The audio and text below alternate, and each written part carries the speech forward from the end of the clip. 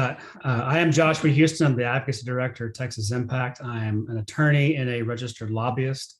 I'd like to start at a very high level, and then we're going to drill down we're going to be looking at the meaning of words at some point to understand what we can and cannot do, or where it's unclear what we can or cannot do.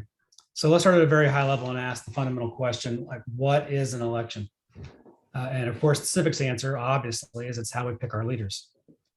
But we would ask the additional question, what should they also be? And we think that elections should be a cause for celebration. They are a celebration of who we are as a people, who we are as Americans, who we are as Texans. What elections should not be is a cause for fear. Now I'm going to take over your screen here and go to a PowerPoint because we're going to be looking at words and need to see the statutes. So bear with me while I do the screen share.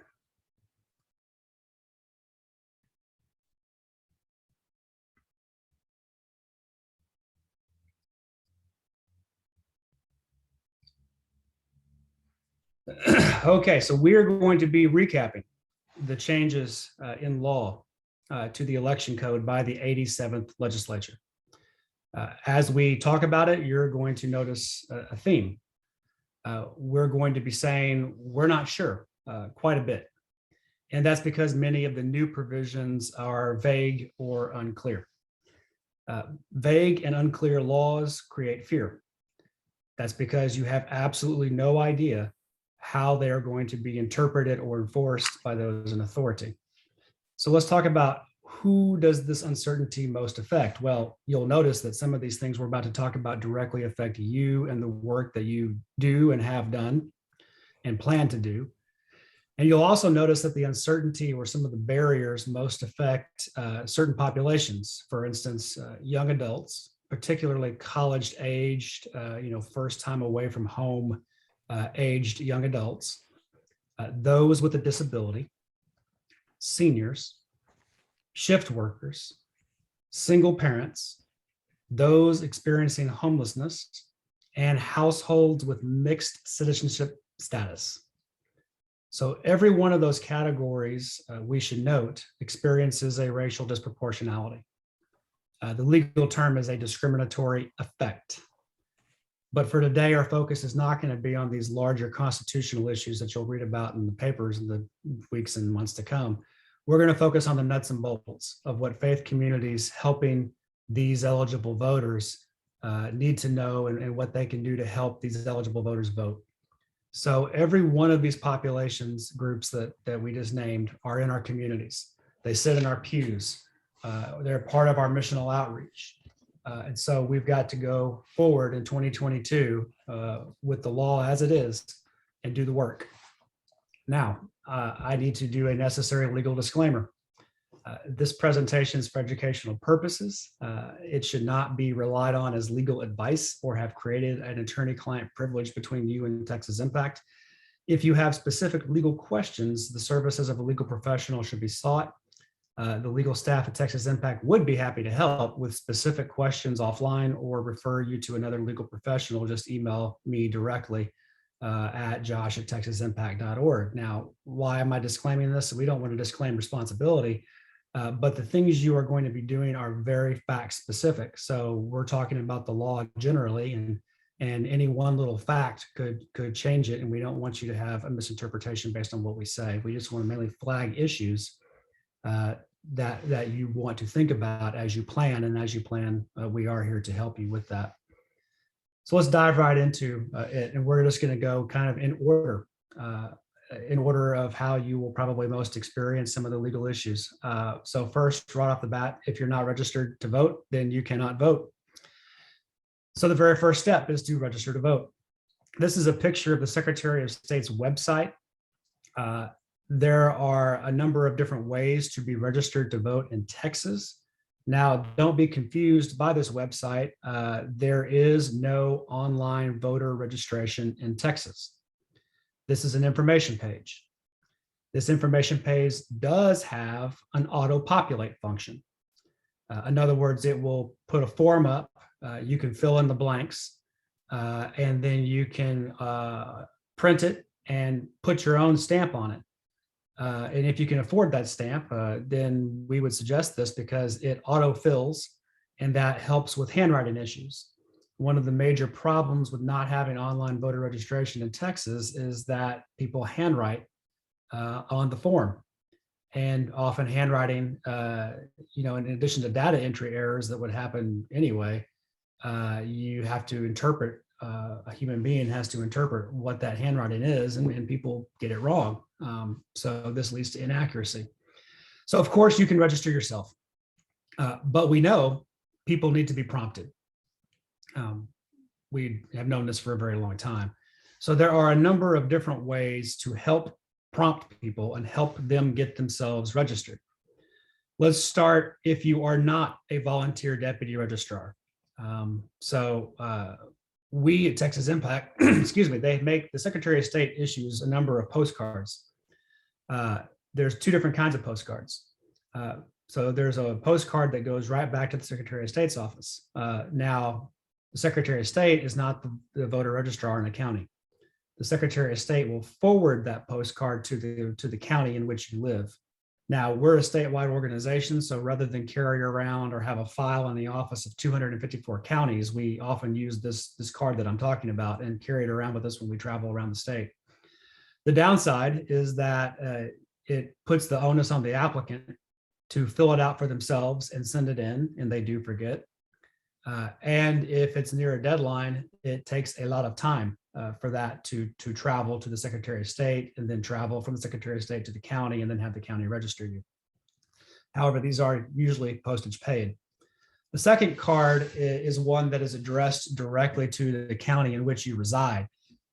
These are also postage paid, and there's less of a time delay in that forwarding between the Secretary of State and the county's voter registrar, so it's a little quicker process. Again, volunteer deputy registrars are what we would recommend. They are able to register the applicant right on the spot. And this is very important time-wise in the very last days when people think, oh, wait, because in Texas, it's 30 days out before an election in which you have to register. So, if you're really thinking about timelines, you're in, September, late September, when somebody says, oh, I guess there is an election coming up in November, way past Halloween.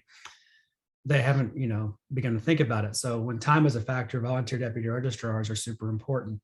Now, volunteer VDRs, we're going to say from here on out for brevity, they go through a training.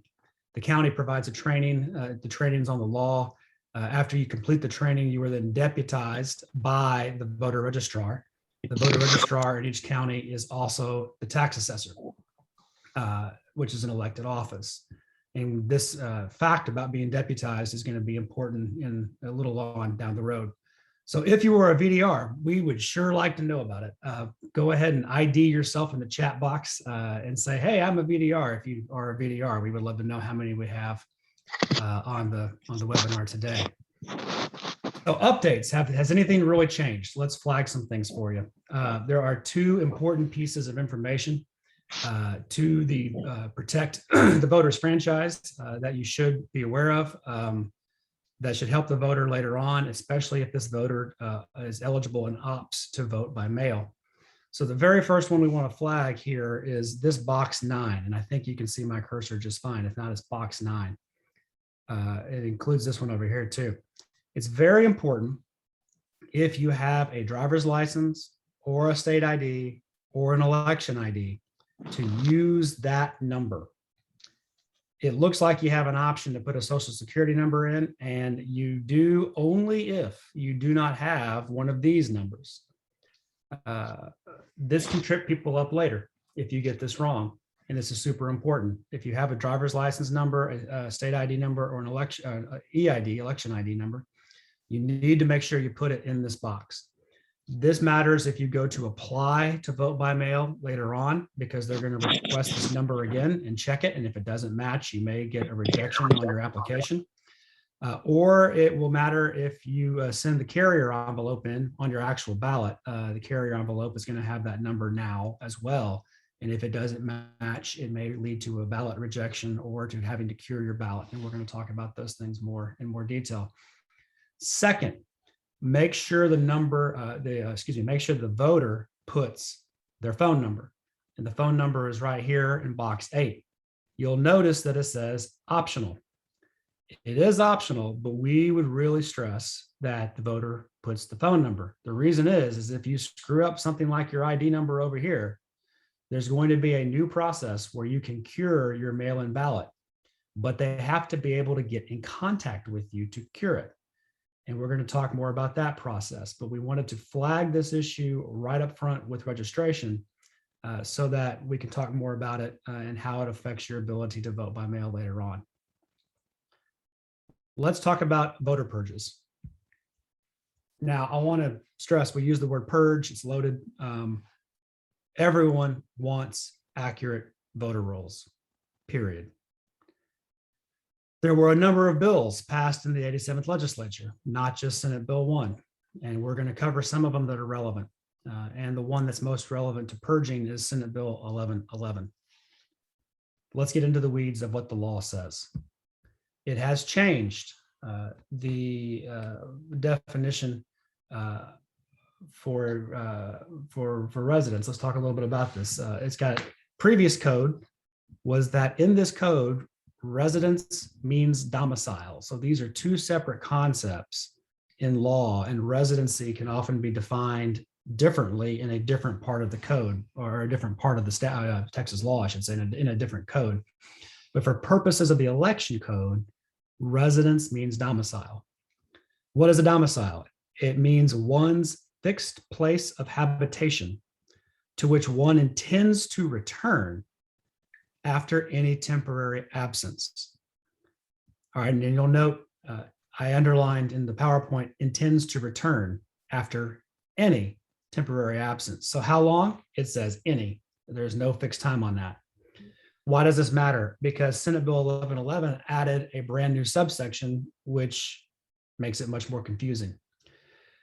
It reads, a person may not designate a previous residence unless the person inhabits the place at the time of the designation and intends to remain. So intends to remain and intends to return mean different things. And now we have a problem. Let's talk about that problem. What does it mean if you are a new registered voter? So who could this apply to? Any new registered voter. Who does it disproportionately affect? Young adults, transient workers, and those without housing. So let's do a hypothetical. Say you're a college student and you have never registered to vote. You're 18, you just turned 18, maybe you just didn't bother when you were 18 because there wasn't an election, so you're 19, just a hypothetical. And you want to use your parents' address. You say hypothetically attend Texas A&M, but your parents live in Dallas. And you know that you're going to be on the campus for your year, and then next year you'll be in another house, and then after that, a different living arrangement.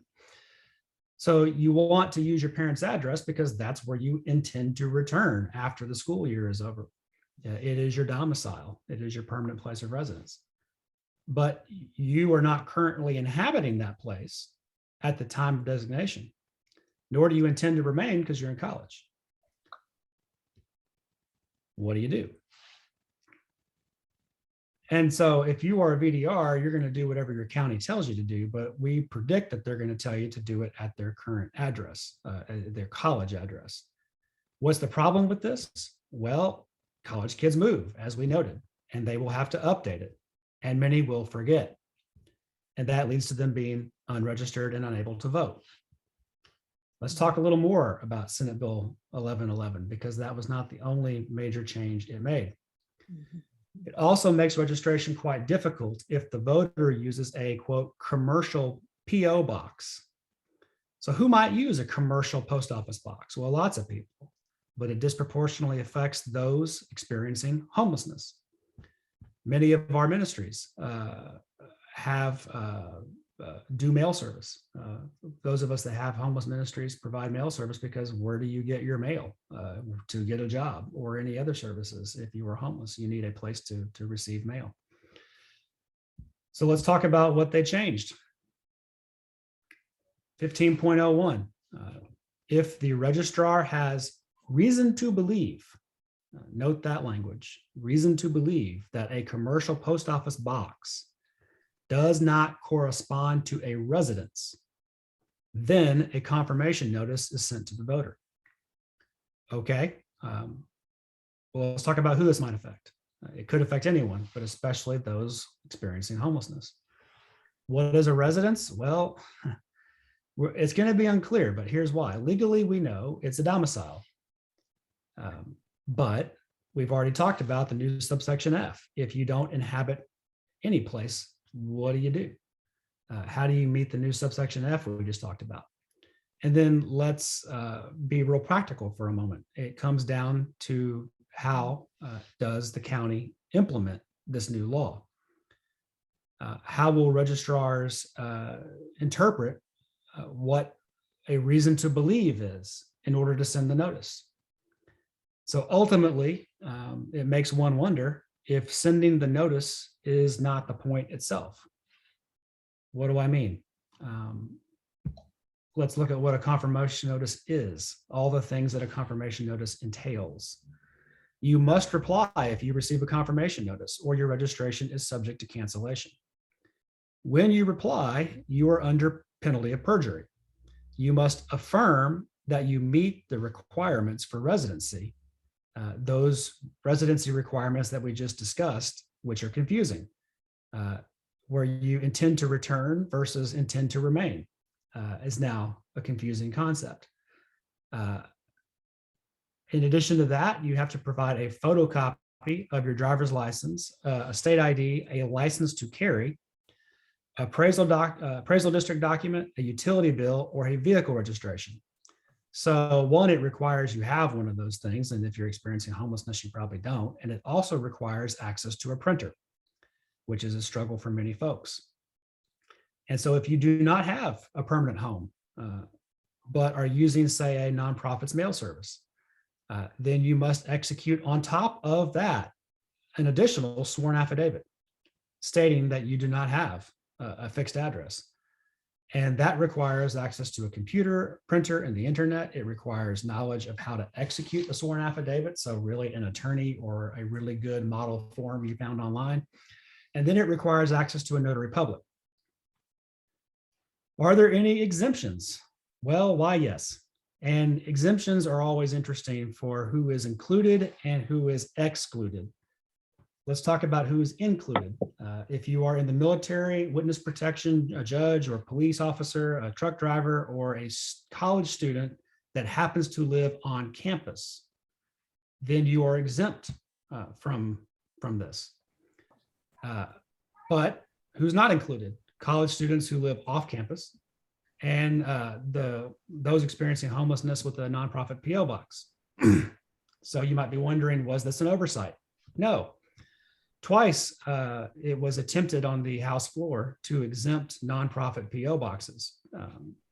Floor Amendment 4 on second reading, and again, Floor Amendment 1 on third reading. The Texas House twice rejected attempts to include nonprofits that have mail services as part of the bill. You might be wondering, can this be challenged in court? Well, maybe. But if you think about those experiencing homelessness, being a plaintiff isn't usually their first priority. And if your congregation provides PO boxes in any way as part of a homeless ministry, we would really like to know about it. Please email me directly or let us know in the chat box. So big purges make headlines. We've had any number of headlines over recent years. But an interesting question is, do smaller, quicker, and more frequent purges make the same headlines? We should watch Senate Bill 1113. So if a county fails to timely perform a duty regarding voter registration, then the Secretary of State may withhold certain funds. Is this necessarily bad? It all is a question of implementation. Here's how you can help watch. Help people check their voter registration status. It's easy to check online. The website is right there in the PowerPoint. We will get it to you. It's on our website. We want you to help use this. Go to Texas Faith Votes on our website, and it's a link to it's right there as well. You're sure you're registered? I know I did. I know I'm registered. I voted in the last election. Check anyway. This happened to a colleague of ours in our office where she voted just fine in, I believe it was 2016, and maybe it was 2018, and then got bounced in the primary of 2020. So always check it. You can't register online, but you can check it online.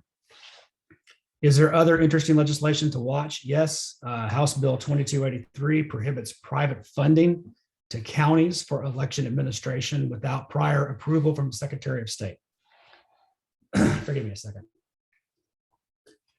Now, I want to stress this bill is not necessarily bad. If you think about all the private foundations that are out there, on both the right or the left, could this money be used to influence? Sure. But again, it's a question of implementation. And the big question, the very important question, is do counties have the resources they need to administer an election? We have to help with this. How do we help? We form a relationship with our county election administrator. A relationship at least deep enough that you can find out what they need, what their needs are. And their needs will vary by county. But the thing they all agree on, because they tell us, we have checked with their association, and they have told us very clearly, the number one thing they need are election workers. So how many of you have worked an election as an election worker? If you have been an election worker, an election judge, an alternate judge, a clerk, ID yourself in the chat box. We sure would like to know. Why do elections work? Because of you. We'd like to thank you. So Texas has 10,000 polling locations. Each location has a presiding judge, an alternate judge, and 2 clerks. So that's 4 people at a minimum per each location. That's 40,000 people in Texas that help make elections work. I haven't even begun to include all the people hired to do ballot by mail, to do the central count, to be on the early voting ballot board, to be on a signature verification committee, or the staff that are employed by an election office to make things run, or the staff at the Secretary of State's office that monitors the counties for compliance. There are probably 50,000 people or more that are involved in making elections work in Texas. So what makes our elections free and fair?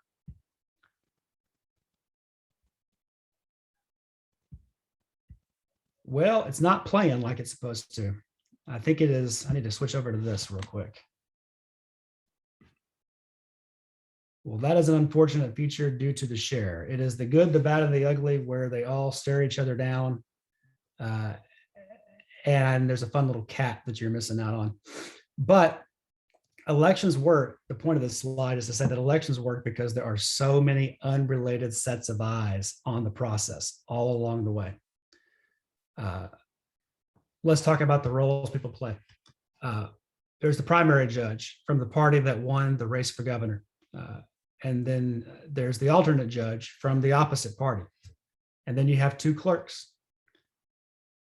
And they're all watching each other, working together, but also making sure that things are being run fairly. Why is your faith community so critical? So let's look at just the membership of Texas Impact, or at least the majority of the membership of Texas Impact: mainline Protestants, Jews, and Muslims. So in Texas, and of course nationwide as well, we are not a politically homogenous bunch. We are 50% Democrat, at least in our primary voting histories, 42% Republican, and 8% mixed.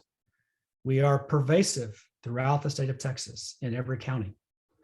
Many counties are politically homogenous, and they struggle to find alternate judges of the minority party.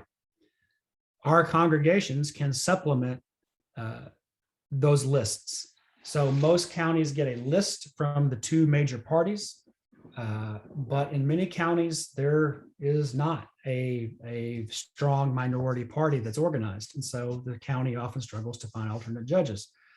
We're able to help with that. And we absolutely should. We absolutely should for another reason as well. Obviously, it's the right thing to do for election administration, but it also enables you to have experience. And that experience is critical whenever you get and you'll never know when it's going to arise, but when somebody says that there was the F word, fraud, in an election, or that elections are somehow rigged, you're able to say with credibility how elections work, and that they are not, they are absolutely free and fair because you helped implement them. And so it fights that disinformation that's so prevalent these days.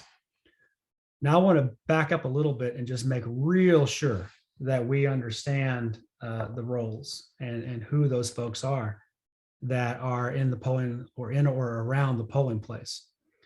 So we use the term poll worker or election worker or election judge interchangeably. These folks are employed by the county to run the election. They have authority over the polling location. We're going to talk about poll watchers. These are partisan actors. They are appointed by candidates or political parties. They are partisan observers on behalf of a candidate or a party. And then we have poll monitors. Many of you have probably been asked to be one of these. They are a volunteer of nonprofits. They are not in the polling location. They are 100 feet outside in the outside the electioneering zone. They are the eyes and the ears of the Election Protection Coalition. They ask voters at a safe distance, hey, how did it go? Did you see anything weird? How was your experience? For instance, if a poll watcher is getting aggressive or something happened inside or something was weird, it may get reported, and then they call the election protection hotline where the lawyers are. Now, Senate Bill 1 created some very significant changes, especially in the relationship between election judges and poll watchers. Senate Bill 1 empowered those partisan poll watchers and disempowered election judges. So let's talk about the duties of an election judge and the powers of the presiding judge. The presiding judge shall preserve order and prevent breaches of the peace and violations of this code in the polling place. It is a duty. You shall do it. When you do it, you have the power, the election judge has the power of a district judge to enforce order and preserve the peace. It's just like a courtroom. What the new law in Senate Bill 1 did is it added 2 new sections, at least 2 new sections. 2 are relevant for our purposes. The presiding judge cannot remove a poll watcher unless, 1, the election worker personally observes it, and the behavior violates the penal code. Both are required. So in other words, if a voter says, hey, this person did a thing, but the judge didn't see it, free pass apparently. And whether or not it violates the penal code is a question of criminal law. And we're asking our election judges now to be both criminal lawyers and election law experts. You can call the police. That's the good news. But here's the problem. There's at least 3 problems, 3 very big problems with how they have gone about working this relationship. 1, not all disruptions are criminal. For instance, you can have one good faith argument about a thing. That good faith argument can reasonably take 15 minutes. But what if it keeps happening? What if the poll worker does it 2, 3, 4, 5? How many times is too many to be in good faith? Each argument sidelines at least one of those 4 poll workers. It'll be the presiding judge because the presiding judge has to protect the clerks. And so if the election judge is dealing with the poll watcher, they aren't processing voters. That causes lines. Long lines disenfranchise. And if you are intentionally targeting minority neighborhoods, you can see where this could be abused. 2, election workers are not penal code experts. That's just unfair. And 3, if you call the police, who are penal code experts, then you've probably protected yourself as a judge, but you have to remember that many voters are intimidated by the police and by a police presence at the polling location. But it gets even more confusing. In Senate Bill 1, there are competing concepts. So, and conflicting language is another way to say it. One, Section 33056, 05A entitles a watcher to sit or stand near enough to see and hear the election of officers. Okay, let me be a lawyer for a minute. Is that an objective or a subjective standard? In plain English, what that means is, are we talking about the hearing and the visual acuity of an average person, or that particular person's abilities? Problem number two, a watcher may not be denied free movement where election activity is occurring. Well, free movement is broad. What are the boundaries and limitations on free movement? How close can that poll watcher get to the voter? If we keep digging through code, we'll come across this provision. A watcher may not be present at the voting station when a voter is preparing the voter's ballot or is being assisted by a person of the voter's choice. But wait, what's a voting station? What are the voting station's boundaries? It's not defined. And if the voter decides, because the voter gets to choose, that the voter wants the election judge to be the assister, which is permissible, then subsection A comes into play. The watcher is entitled to examine the ballot before it is deposited in the ballot box to determine whether it is prepared in accordance with the voter's wishes. Not only that, a watcher is entitled to be present at the voting station when a voter is being assisted by an election officer. So let's really make sure we understand the problems that arise here. Finally, a watcher may not converse with a voter or communicate in any manner with a voter regarding the election. So let's now apply this to a hypothetical. A voter needs help. A voter chooses you, the election judge. It's permissible.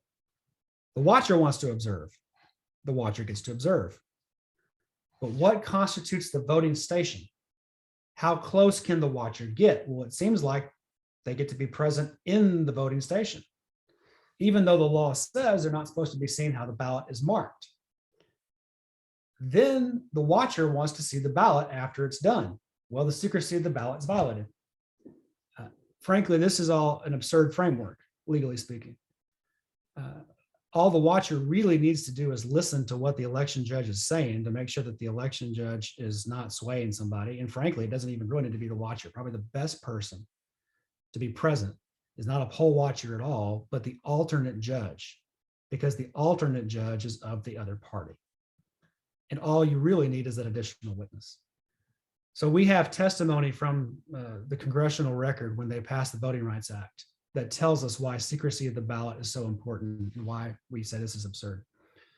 The Voting Rights Act's congressional record is full, replete with testimony. Testimony from South Texas, where South Texas voters explained the economic repercussions that would happen if they even bothered to show up and vote, much less if the secrecy of the ballot would be violated. So now let's talk about what happens if the election judge gets any of this convoluted mess wrong. If you mess up any of those convoluted statutes that are actively in conflict with one another, it's an offense, criminal offense, subject to criminal prosecution. So if the judge in any way, quote, prevents a watcher from observing an activity or procedure, the person knows the watcher is entitled to observe, including by taking any action to obstruct the view of a watcher or distance the watcher from the activity in a manner that would make observation not reasonably effective. The penalty is a Class C misdemeanor. So is the wrongful removal of a watcher an action that distances the watcher from the activity? We think, we're not sure, but we think there's a strong argument for yes.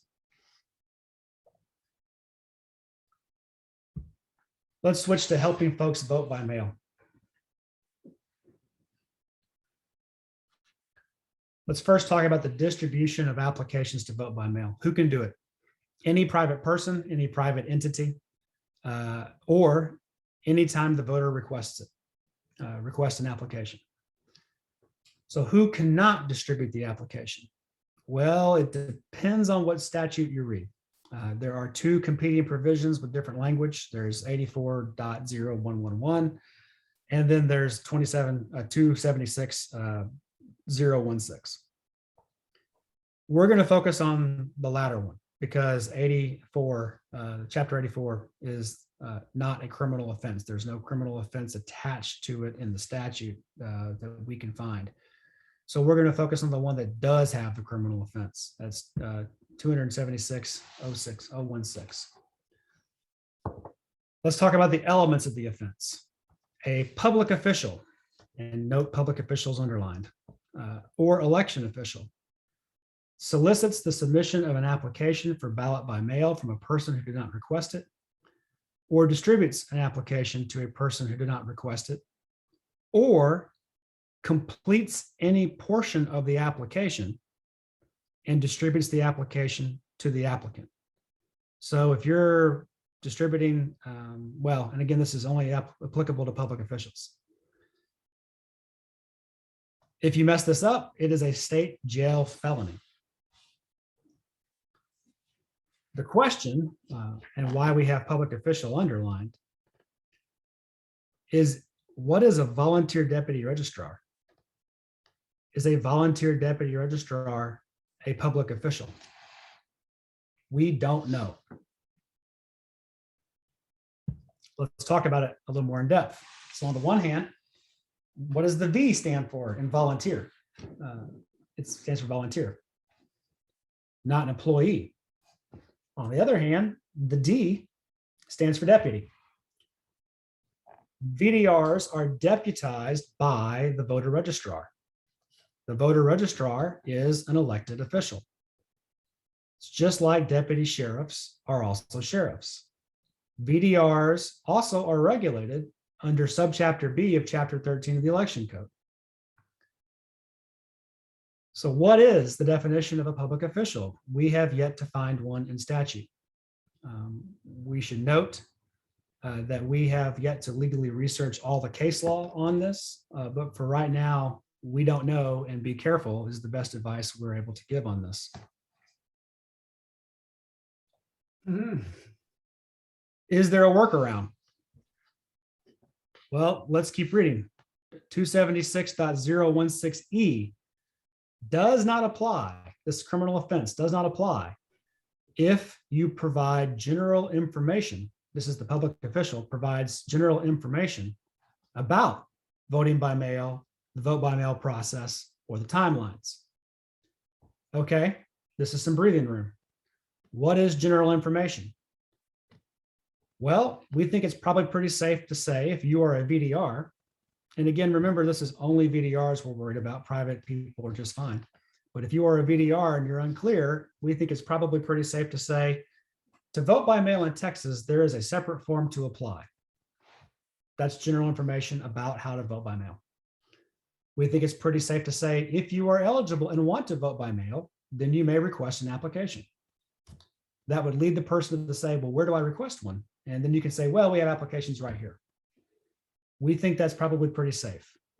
We're aware of one church that's doing this, and they have two people. They have a VDR for registration purposes and a non-VDR for the vote by mail purposes. This is a safe approach. Nevertheless, you'll note it's labor intensive. It requires twice the labor. So if you are a VDR, be careful. Make sure you're answering general information about voting by mail and not soliciting or distributing the application to somebody who has not requested it. Filling out the application to vote by mail. Make sure the applicant signs with ink. This is a new requirement. It cannot be an e-signature or a copy. So if, and I have these people in my family, if you're a person who likes to make a copy of everything and keep the copy, make sure you keep the copy and send the original. Don't keep the original and send the copy. It will get rejected and sent back to you. And when you're voting by mail, if you've never done it before, there are some very tight timelines. And if they, by the time they process it, catch it a week back in the mail, you see it, catch it, redo it, send it back a week later, you may have missed your window. So like registration above, we want to stress again, not to leave any information blank on the application to vote by mail. If it's optional, make sure you put it anyway. Make sure you put your email and your phone number. It's how they're going to contact you if you need to cure. Make sure you use the driver's license number, the ID or the EID, your election identification number. A driver's license on one application and a social security number on another could get the application to vote by mail rejected, or it might get the ballot rejected, or you'll have to cure it. And I say may. Why? Because the statute's unclear. So there's a section 86.001F. If the information included on the application does not identify the same voter identified on the applicant's application for voter registration, then the clerk shall reject the application. Okay, there's two arguments here. One argument says the statute says the same voter. They're different numbers, but they are associated with the same voter. That's one way to read it. Another way to read it, the counter argument would be, well, the code says if they do not have a driver's license, state ID, or election ID, clearly they do, therefore it's in violation. We simply have no idea how this is going to be interpreted by ballot boards in 254 counties. So just to make sure we're real clear, I want to summarize. There are three different documents that want this ID number: the voter registration app, the application to vote by mail, and the ballot carrier envelope. And if it doesn't match on all three, you may have a rejection or have an issue on your hands. Now, I've mentioned cure. What does that mean? It means an opportunity to fix clerical mistakes you made on the ballot. So forgetting to sign is an example. Another example is this ID issue. How will you be able to cure? It's a little unclear because this is a new process. So in theory, there's going to be an online option. But this online option was a last minute amendment, a good amendment, but a last minute amendment. So it's not well integrated into the rest of the code. The code prescribes a process for curing. And what is that process? Well, if there's time, then they'll return it to you in the mail. Well, what's time? What's a proper amount of time? It's a bit subjective, right? It's not defined. So if there's not time, whatever that proper time is, then they will try to call or email the voter. But to do that, they must have that information. They must have that information. And for many voters, they do not have that email address or that phone number. So what are the voters' options? They can cancel and vote in person on or before election day. They can go to the clerk's office and correct the defect up to 6 days after the election, or they can hopefully go online. All three options have issues. Online is best, but there are obviously issues of accessibility for anybody with a disability or seniors who are not the most tech savvy, perhaps, like my 98-year-old grandfather. In person, you can correct it, the mail-in ballot. You have the advantage to that is you have 6 extra days. The downside is that you have to go all the way to the county's office. And if you cancel it and vote in person, that polling location might be closer to your home. But again, with all three of these things, let's remember who vote by mail is really made for. It's made for seniors and the disabled, those with mobility issues in the first place. So let's talk a little bit about accessibility issues. Your church may be in the ministry of transporting people to the polls. So does anybody use a church van to help transport folks to the polls? If so, we would like to know. Let us know in the chat box or email me directly.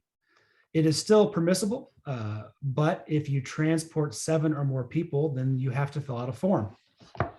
That form is then sent to the Secretary of State and the Attorney General's office. Okay, so what? Why might this be concerning? Well, there's a well-documented history of intimidation and economic repercussions. I mean, just in my decade of having this job, we have seen Black churches burned, synagogues and mosque fires, just in the decade I've had this job, much less the history of this country. And there's a well-documented history of racial disproportionality when it comes to enforcement of our election laws. And additionally, the Attorney General has investigatory authorities over charitable institutions. Let's talk about assisters a little bit. Under the Voting Rights Act, the Voting Rights Act provides a voter a right to have an assister of the voter's choice. But in Senate Bill 1, we have made the form, we've made a form, and we have made the existing oath more onerous. Okay, so what's so scary about forms? Well, we talked about that a little bit. Forms usually precede investigations. And if your family is of mixed citizenship status, this could be intimidating. You have to ask, if my family was of mixed citizenship status, is voting really worth the risk of having one of your family members deported? Let's talk about the assister form. What's on it? Your name, your address, your relationship to the voter. Just to close the door, finish up the thought on how it's intimidating. I know a contract lobbyist that is made nervous by government forms. Let's talk about the oath a little bit. The previous oath under the old law allowed voters to ask questions of their assister. So for instance, voter asked their assister, who was that nice young woman running for judge that we talked to last week? Under the old law, that was fine. The assister could answer. Under the new law, that would be illegal. The assister now can only read the ballot, direct the voter to read the ballot, mark the ballot, or direct the voter to mark the ballot. And remember, there are poll watchers lurking around ready to report on anybody who may violate this oath for perjury and say, maybe you're not prosecuted, but the investigation itself turns up that your family member is not legally present.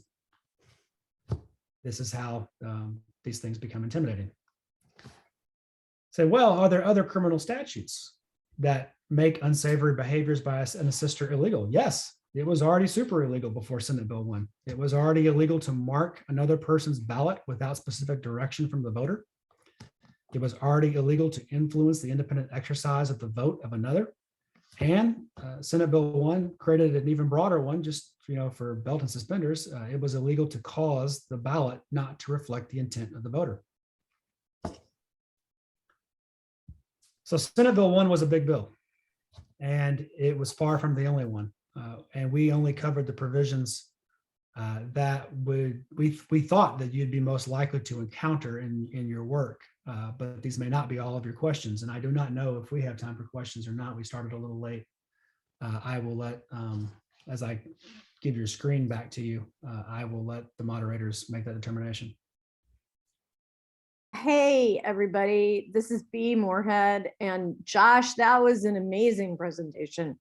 We have a ton of questions. My sense is that you may know the answers to some of them, and you probably will say that a lot of them need to be researched. So what I'd like to do is during our next session, Josh, if you can go through the chat and look at the questions, and if to the extent that there are any that you can answer, we'll circle back around. To the extent that you need to get with those people individually, you'll be able to in the chat as well. So we're going to move on to the second section here. And for folks who have joined us in the first portion, I'll just reiterate what we're doing here is 3 sessions. Josh just did this legal update. We're now going to move on to basically 3 case studies. They are 3 different projects that congregations are already doing to in generally do what Texas Impact is describing as mobilize elections. That means that it can be something that you do to help individual folks. It can be something that you do in collaboration with your county election officials. But we have 3 speakers here, and what I'm going to do is call on them. Each of them is going to give you a short presentation. And I'm going to check back and make sure I remember the order that we agreed we were going to go in. I do. And they're going to give about a 10-minute presentation each. And then we're going to break you into small groups so that you can discuss how any of these projects might be applicable to your congregation or any additional questions that you have. And we'll take notes during those sessions and come back and again, try to answer some questions, but we'll also know who we need to follow up with. The first speaker is going to be Kendall Gladish, who is a member of University Presbyterian Church. Kendall, if you're there, you should go ahead and unmute yourself. And would you like me to put that PowerPoint up, or would you like to just share it yourself and talk from it, or do you just want to talk? I would very much appreciate it if you would do the PowerPoint. I am part. happy to do so. So give All me right. just a second. I will get it on the screen. And let me go back to sharing my screen. Well, I can start Yeah. just by saying that it's certainly apparent with Josh's presentation that we'll have some additional details to review and discuss with our congregations and pastors, but also his presentation makes me very eager to do as much as we can to help our congregations. So way back in the summer of 2020, our social witness committee at University Pres in Austin was very keen to find ways to help seniors and those with mobility issues to register to vote and to help them get their ballots and ensure that they were in on time. So obviously the pandemic was fairly new. We wanted to be sure that the situation of not being able to go to the polls did not limit, especially our seniors and anybody who was disabled or had mobility issues. So it grew out of our social witness committee. We got our pastors very enthusiastic buy-in, as well as our session, and that's our governing body. And we formed a team mostly of people on social witness. And we had incredible cooperation from the staff. And I have to say, from B. Moorhead, who happens to be a member of University Presbyterian. And we were able to put together a pretty massive list. And when I was preparing for this, I found it again, and I've got scribbles all over it because in one part of the B, I think you can go to the next slide that has. Just tell me when to switch. Yeah, we formed a team. And so that, as I said, was several members of Social Witness and a couple of other congregation members who were just very enthusiastic about this project. We built a list of anybody who met the criteria of over a certain age, might have mobility issues, or had just expressed interest. So we built that list and we put together these packets.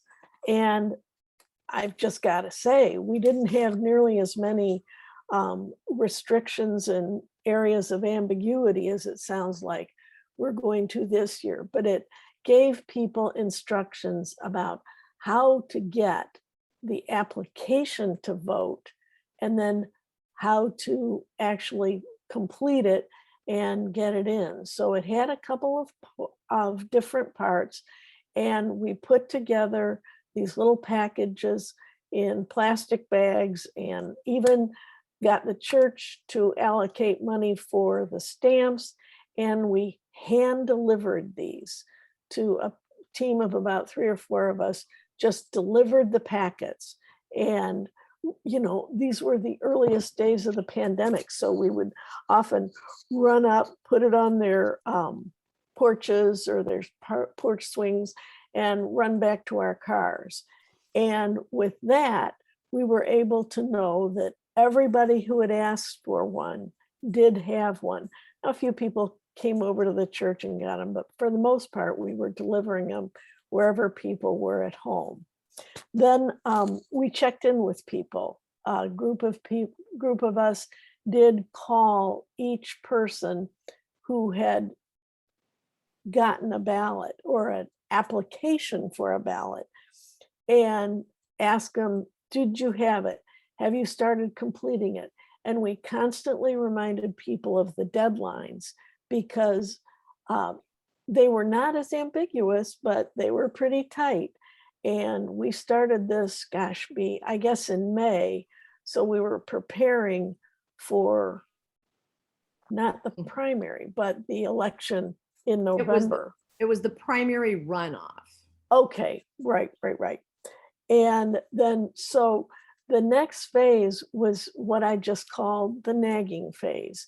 And we really, I would caution you, be careful here, because we had some people who got it, filled it out. That was that, you know, they started getting their actual ballot applications.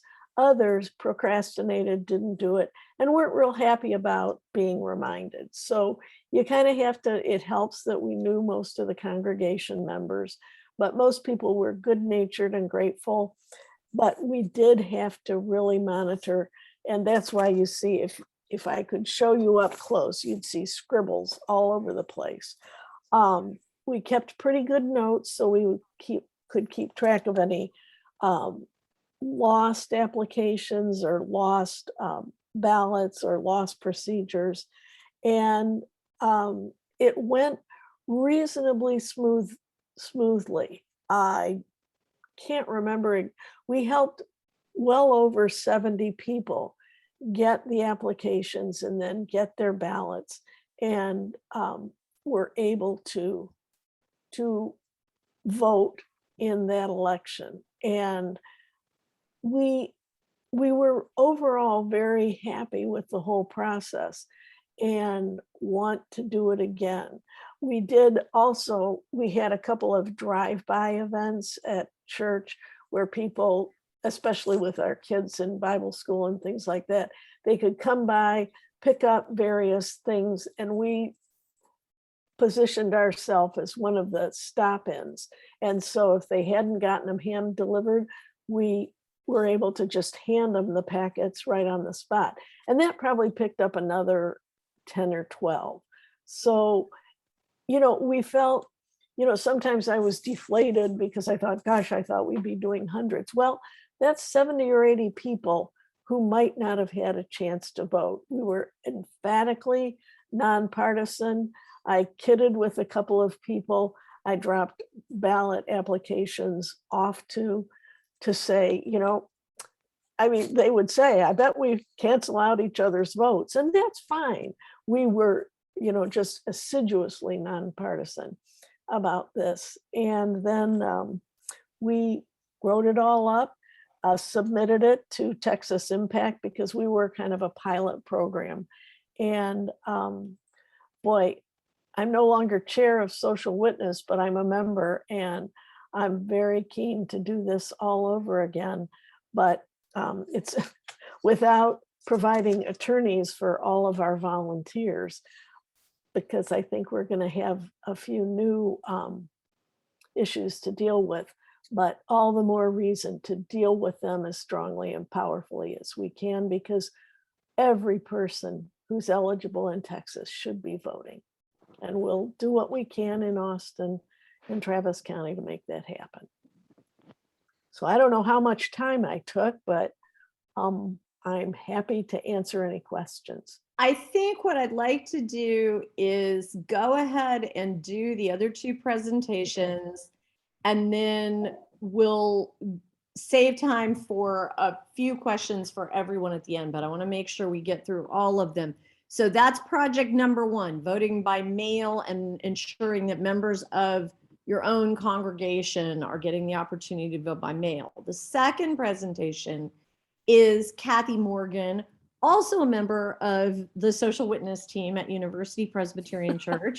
Talk to Kathy or Kendall about that body if you're interested. But right now I'm going to have Kendall, if you want to mute, and Kathy, if you want to come on. And the very first thing I'm going to do is play you a very short video that we made about the project Kathy is going to talk about. So let me go over to that and share my screen again.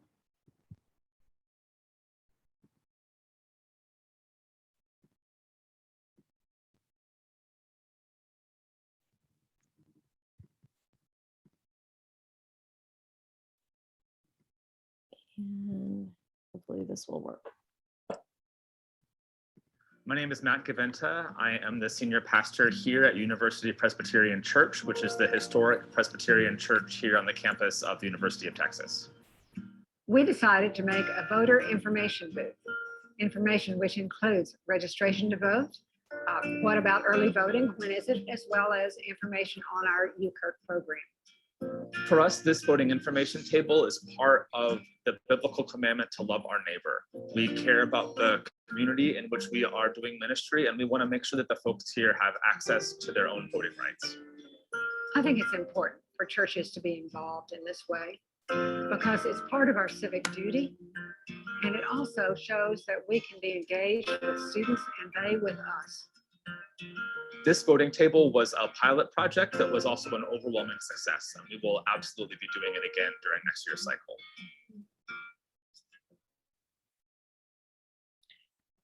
So Kathy, are you there and ready to talk? I am ready. I'm ready. All right. Well, I'm going to pull up now. I'm going to let you talk and I'll pull up this publication. So Okay, you can talk. let's wait just a minute then. Yep. Kendall has covered a lot in terms of our church and the Social Witness Committee, so I won't talk about that. But one of the things B had suggested is that I discuss anything that was a surprise.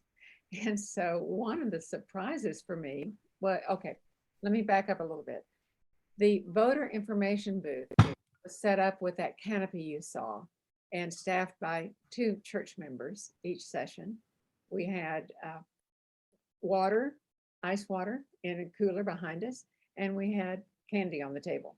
And also we had forms and things. One VDR was always present at each time. So just that laid that groundwork. Well, when we did the evaluation with all of the volunteers who had worked, I was amazed. The only thing that volunteers really differed on and really disagreed on was having candy. and so we had full-size candy bars. I mean, these were great candies. And some people really thought that it should be granola bars instead. And I thought, well, that's really a good idea. And then I started thinking about the money. But anyway, so if that's the only disagreement really we had, then that was good.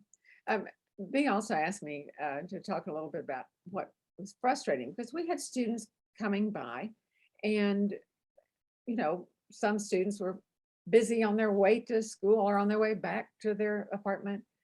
Others had their earbuds in or had their phone, and they were studiously reading their phone as they walked along. I kept hoping they would not trip as they did so. But after a while, I thought, we're having trouble making eye contact sitting here behind the table. So I grabbed a voter information page that we have, and also the list of propositions that were on the ballot. And as people walked along, I said, hi, and they'll say, I'm registered. And then I would whip out the proposition page and say, but do you know what's on your ballot? And they would go, oh, what? And so then we would have this great conversation.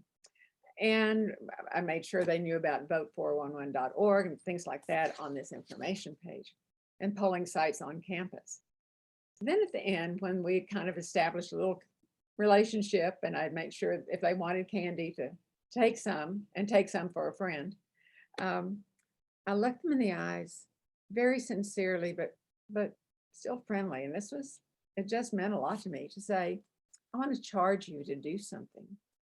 And they go, okay. So I want to charge you to ask someone you know when they plan to vote. And if they say, oh, I'm not registered, then you say, well, you could go by that booth over there by the Presbyterian Church and register. Or, well, here's a place you can go to find out. And it's on the information page, votetexas.gov. And so there's a lot of information on that page. And then I say, remember, you can to go to the polls. You can take your child with you if you have a child. They look at me and I'm saying, or your service dog, gun no, cell phones off. They go, okay. It just was a great experience. It was a relational experience. It was, I loved it. On the last day that we were set up the polls, it was done 4 weeks, 3 days a week for the month of October. And this young man rushes up and says, are y'all Presbyterian? I said, yes, we are. Oh, I've been looking for a Presbyterian church. Well, we have a campus ministry, Youth Kirk, if you'd like to come on Sunday evening. And it's around on the other side of the church. And at that point, a member of the church walks by and says, oh, I'll take him around. So he took him around, and in the process, they met the choir director, the new choir director. And he said, oh, the student said, I love to sing. So he went to choir practice that night. And you never know what's going to happen. That just makes it so delightful. I want to read to you what one of our volunteers said. We probably can't measure what we accomplished just from the tally sheet, because our presence there and our effort will leave an impression on those students about University Presbyterian Church. So, should we get to the nitty-gritty?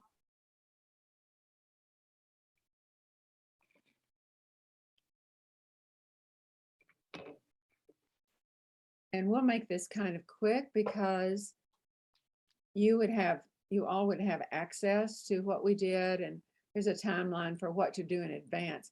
We set all of this up within 3 weeks.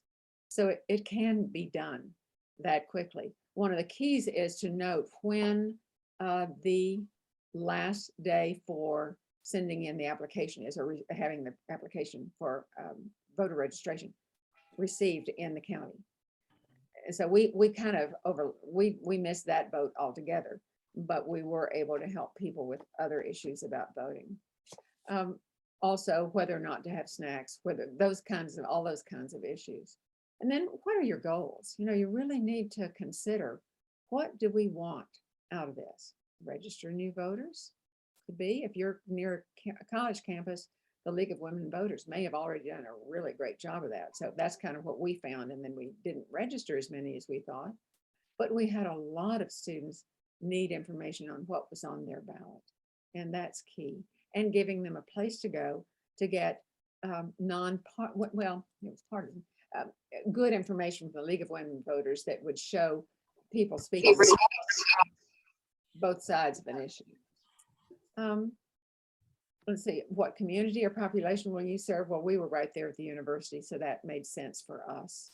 Hours of operation, you'll have to decide what works best for your situation.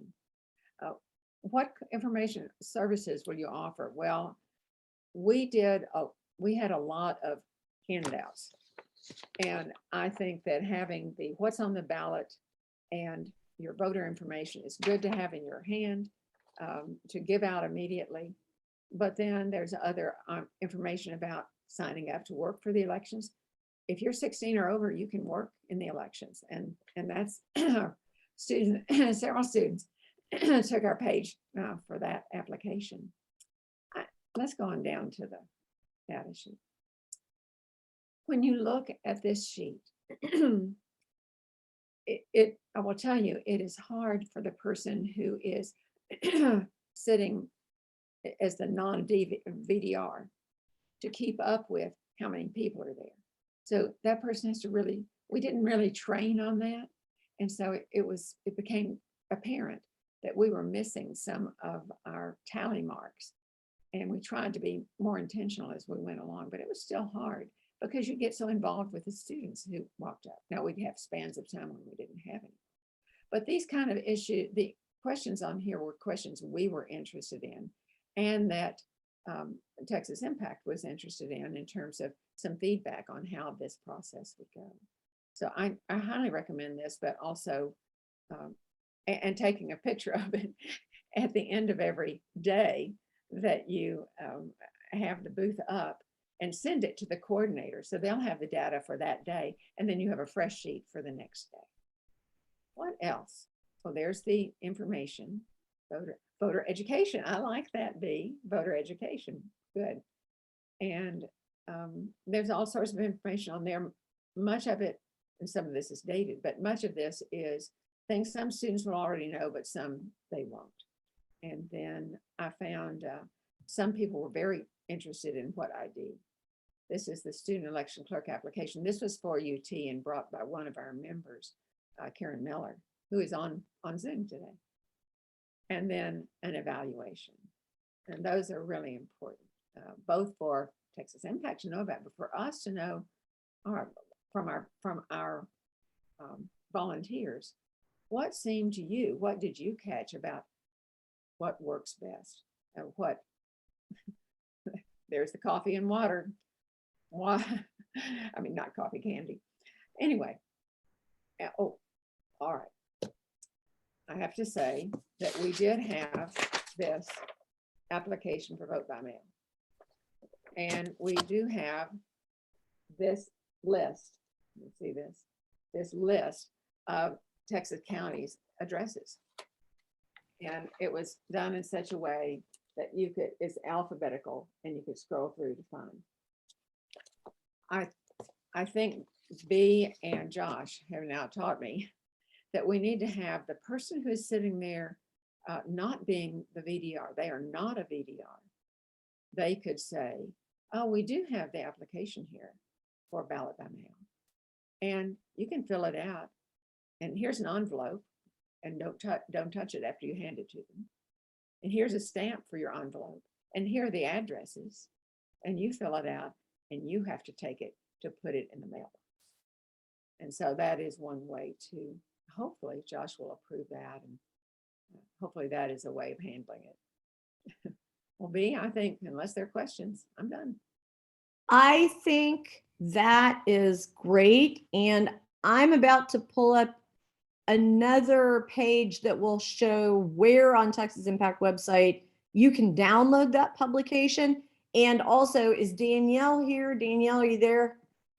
Yes, I'm here. All right. And the publication that we have to relate to your presentation is on the same page. So give me just a second to tee this page up. And hopefully,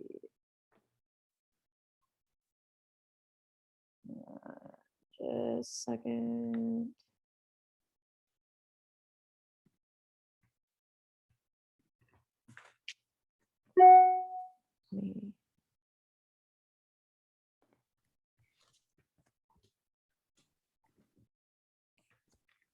So this is Texas Impact's website. This URL is texasimpact.org/texasfaithvotes. And this publication on the left is the one that Kathy was just talking to. And this one on the right, People Get Ready, has information that relates to what Danielle's going to talk about. However, Danielle, I don't know, do you want me to have that publication up, or do you just want to talk? I think I can just talk because it has more than just, I think I want to be talking about. Then I'm gonna go ahead and stop sharing and mute myself so you can talk. That may be better because I think you want me to talk specifically about our work around recruiting election judges in the process, how we engaged. So, well, first of all, good morning to everyone, and thank you so much again for the opportunity to share this morning what we do at Friendship West. So I am Reverend Danielle Ayers, and I give leadership to our justice ministry at the church. And so last year, obviously, you know, just in terms of the climate we had in the country and just the critical nature of making sure not only that we engaged in voter engagement activities, but for us, it was about how do we become part of the infrastructure as it relates to the political process, and how do we get not only just members, but anyone in community engaged and involved. And we felt like election judges was a way of doing that, in addition to other poll workers, clerks, as well as poll monitors and poll watchers. We also recruited in that area too. But for election judges, we really wanted people to be more inside and be able to really understand how a whole precinct works, as well as representation, right? We wanted to make sure that we were in as many places as possible that we could be appointed to in order for people to work. And so we initially just set up a call out. Actually, we, because I think in the publication, what you'll see what B is going to share, which you can access later, it's a series of questions that you would ask yourself. You know, how to prepare, how to get involved, key information and points you need to know, like who is your county election administrator. And that is important to know, because for Dallas, you know, that switched on us, and it was done so in a way that created a little bit of tension here in Dallas County. So it's always important to know who is in what seat so you can better understand how to strategize and move and educate people in the process. So what we did was just did a call out saying, hey, you know, it's a critical election. It's important that we're able to have representation where needed. So when voters show up, the hopes that they can see people that look like them, that represents their community, and hopefully lessen, you know, the intimidation that could be there by coming to the voting booth.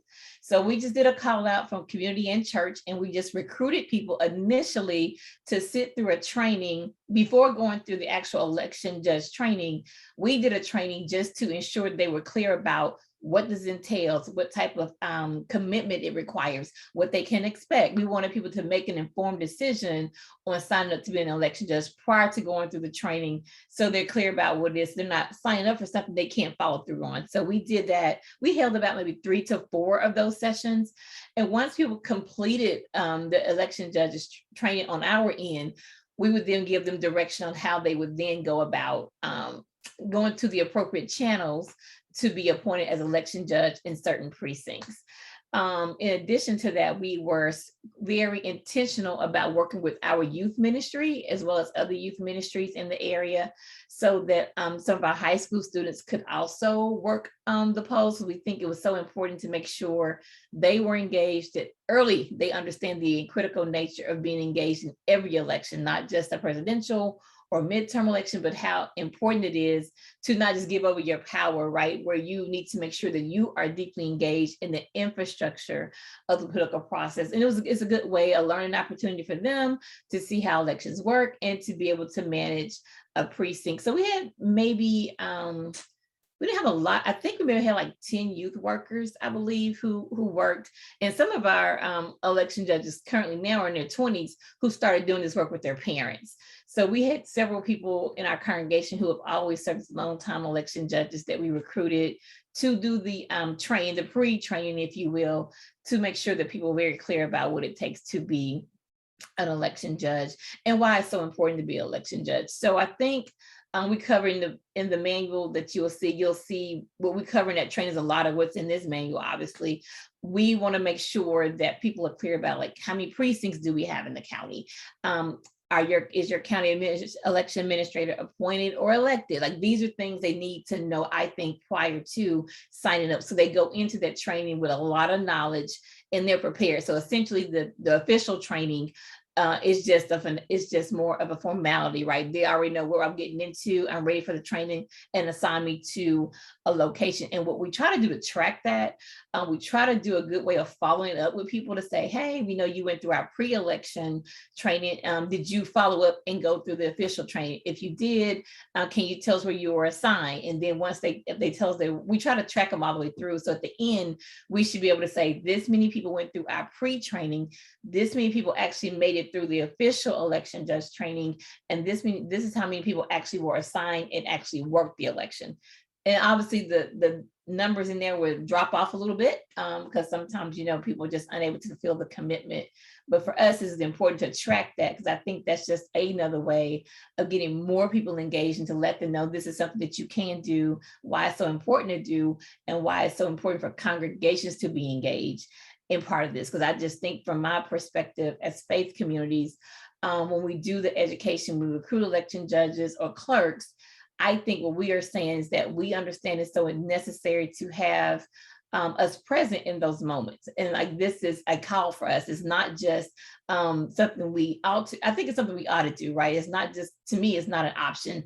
I think as Christians, we ought to be deeply engaged in ensuring that we are part of a process. We have free, fair elections, free of intimidation, where we can really exercise our right to talk about how we envision this country to be based on our votes, right? Voting for people who represent our interests. So that's why it's so important for us to be engaged and move beyond just looking, just telling individuals, go here, go there.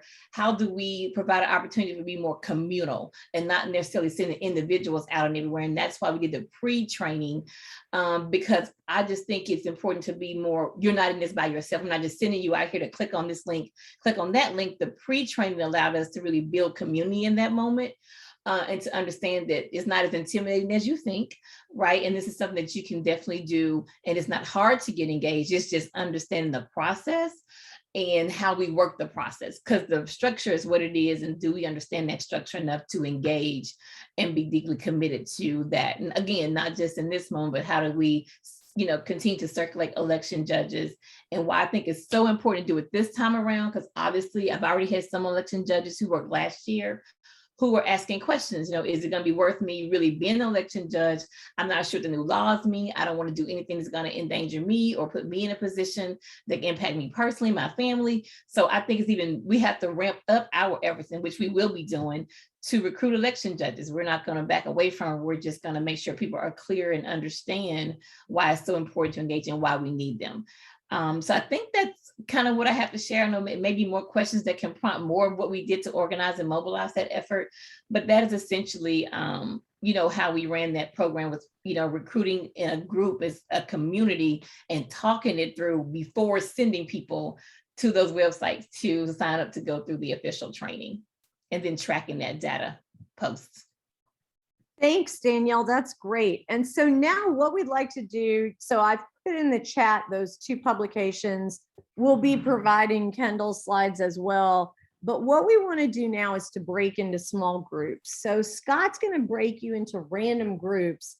I hope it's going to be that we have one of our leaders in each of the groups, but in case complications ensue and that doesn't work out that way, make sure that somebody in your group takes some notes, and we're going to take about 15 minutes to discuss in your groups what you're hearing in each of these 3 how-to presentations, what additional information you might need for your congregation to do one of these projects, or other stuff that your congregation has done that you think ought to get highlighted as well. And then we should have, if all goes according to plan, we'll have a few minutes when we get back together to talk about some of those questions that came up in the small groups. So with that, Scott, I'm turning it over to you to randomly assign people into their small discussion groups for about 15 minutes. And here we go. Well, what did y'all think? Our group was fun. Did everybody have fun? Yes. Yes. Our group was great, and Jeannie got cut off just right before the end, asking a very good question about, well, we're all pretty concerned about voting by mail and who's going to be able to this year and how, but also needing to remind people that they have to do it again. They have to renew. They can't just assume that since they sent it in a year or 2 ago that it's still in effect. And people, Jeannie, thank you for bringing that up, because they really do forget, and we're going to need to remind them. Well, because Kendall, except that seniors can request to have all elections, to have a ballot sent to them for all elections for the year. They have to renew the next year. Okay. So- That's good. Not here in Hayes County. You have to request it anew each year. I'm gonna ask us to, if everybody can kind of stay muted except for the 8 people who were the group leaders. And Kendall, since you already started, why don't you go ahead and say, just take a couple more minutes and give us whatever all feedback you had, and then I'll call on each group leader and we'll go through that way. Well, I think one of our members, Dorothy, put it well, saying, I'm not sure you'd be able to do anything that you did at University Presbyterian this year. You know, we're going to be tiptoeing through a lot of minefields. And of course, all of us hope that Texas Impact guides us through that process, as you did so well in 2020. But I think we were pretty stunned by is it Josh's initial detailed explanation, because there are so many areas of ambiguity and concern. So I think we're going to need guidance on legitimate workarounds and protecting our volunteers without scaring the pants off everybody, because this really should be incentive to do everything we can to protect the franchise. Let's see, how about if we go to Kathy next? Well, we were a small group, but we were a great group.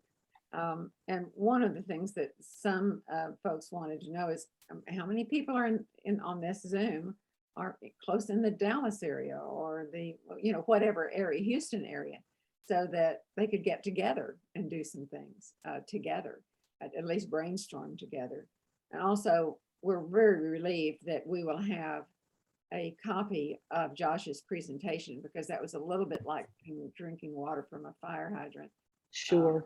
In terms of trying to just understand the situation. And we all agreed that we were a little bit depressed by it, a little bit angry, but we're going to brave on.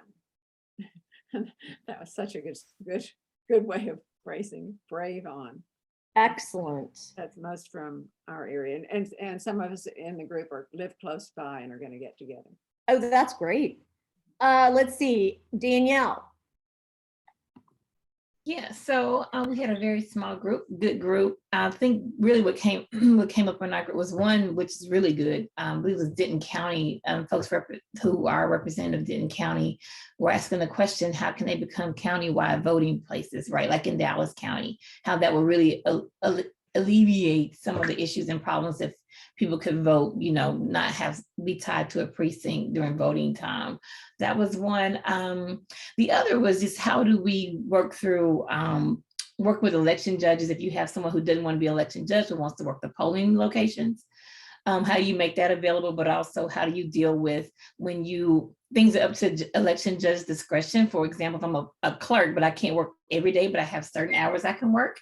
Are they amenable to working with me, right? Just being able, if I can't be here all day, every day, just don't say I can't work in the precinct, but just being able to work together. So things we can do to build relationships also with certain election judges. If we know we have people working there, we want to make that easy for people. And the group can certainly chime in if I'm missing something. What else came up? I feel like I'm missing something else that we talked about. No, the other thing was how did, I recruit someone who could do the pre-training to get all about what it means to be election judge, the ins and outs that are listed, but also just knowing what's not listed in terms of the formal training. And that was just finding people in our congregation who have served election judges for years, who understand the process and the structure very well, to be able to talk about that to people who may be thinking about being an election judge prior to taking that full commitment. So it's about reaching out and communicating with your congregation and community of people who can come in and do that for you and put the whole presentation together, which is what the person did for me, and be able to do this more as a community and not just sending people to links to find it on their own, but how do you create an environment where people can feel like, let me be in a group of people to learn about this prior to sending people out. That way they feel like they have somebody to reach out to. If they're not contacted, something goes wrong, they know they have a group to come back to stay connected with. I think those are like the main things we talked about in the group that I can think of. All right. Well, I'm going to keep us moving then. Thanks, Daniel. Scott, did you have a group? I did not. I was hanging out with Oh, because you helping were people get in. right. Yeah. Let's see. Who else had a group? You tell me, Scott. Carrie's raising her hand. All right. In our group, we echoed some of the concerns that Kathy and Kendall and others have already voiced about just how nervous making it is for people who want to be involved in the process, whether you're a VDR or working in the election or not. So again, I guess I would just say guidance from Texas Impact will be important for all of us. We thought that Danielle's pre-training was a great idea, and maybe even to expand that for people who are going to be VDRs or maybe take a lesser role, just so they might not be nervous about what they've heard out in the media, so they'll know that they can manage this. And I thought that in our group, one of the final comments was just so important about that. The key, she said, the key is to work with our young people and, convey to them how important it is. I think you can probably see by the people involved in this activity today, we tend to be on the retired part of the contingency. And if anybody does have programs that they think are important and impactful and really work to connect with young people, I think I would love to know about it. Thank you, Carrie. And I'll just report from our group real quickly. Generally, I would say our people made the same kinds of comments as the other groups. We did have a couple of people talking about partnering with schools specifically, and how partnering with schools has become a little more complicated than it maybe was back in the day, because you have to have a background check to go into a school, which we all agree is a good thing. But what that means is maybe that it just means that people have to be planning a little bit farther in advance.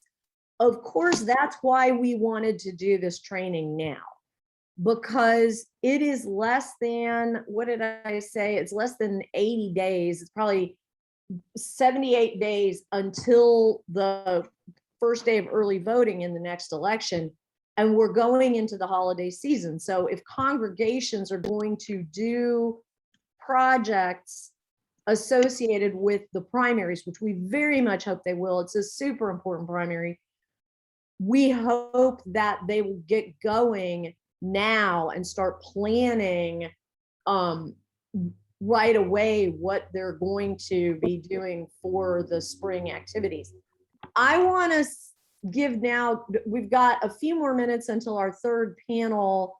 And Edward's raising his hand if you want to. Oh, go ahead. Yeah, Edward, I'm sorry, I missed the hand raised. Go ahead, Edward. There we go. I don't know who the coordinator or leader is of our group, but I took some notes on a couple of things. We had 6 folks from here, there, and everywhere. And what I'm hearing from what everybody else is saying is, I think one of the things that's going to help out all of us is if we know what all the various roles are. Are you a voter? Are you a judge? Are you a poll watcher? Are you a VDR? Which category of type of person are you? What criteria do you need to be able to do that? So if I want to vote, what do I have to be able to do in order to vote? So if we have the roles, and if we have the criteria and the descriptions and the responsibilities, that's going to do a couple things. One, it's going to inform everybody. 2, then somebody can say, oh, well, this is as much as I want to do, so I'll know not to do that, but I can do this. And like you just said, there is that also that there is a timeline of, here's the voting period here. We need to do this by this. We need to do this by this. You need to do this by this. You know, if you're a voter, you need to get your voter registration done by such and such. You got to do this. Da, da, da. So if we had that kind of laid out, then somebody could look at it, and then that leads into what Danielle and other people were saying is, now I've got that. Now I can go train my election judges. Now I can go train my poll watchers. Now I can go train my VDRs. Now I can go train all those people. So if we have that information succinctly, as even though it's going to be 10 pages, if we had that kind of information, I think that's going to alleviate some fears and some unknowns and some anxieties. And now I can say, oh, I'd like to be a voter deputy registrar. What does that entail? When do I have to do things? So I think that's really going to be helpful. That is very helpful. Yes.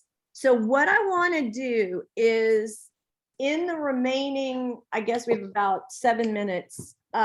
Josh, people had questions in the chat, and Josh went through while we were in our small groups and found he has answers to some of them.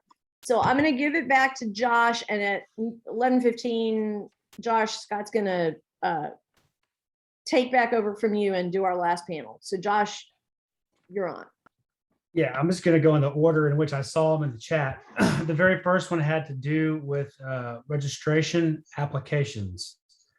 So when you register to vote, when is that application effective? Well, it must be. So I said that 30 days before an election is the voter registration deadline, right?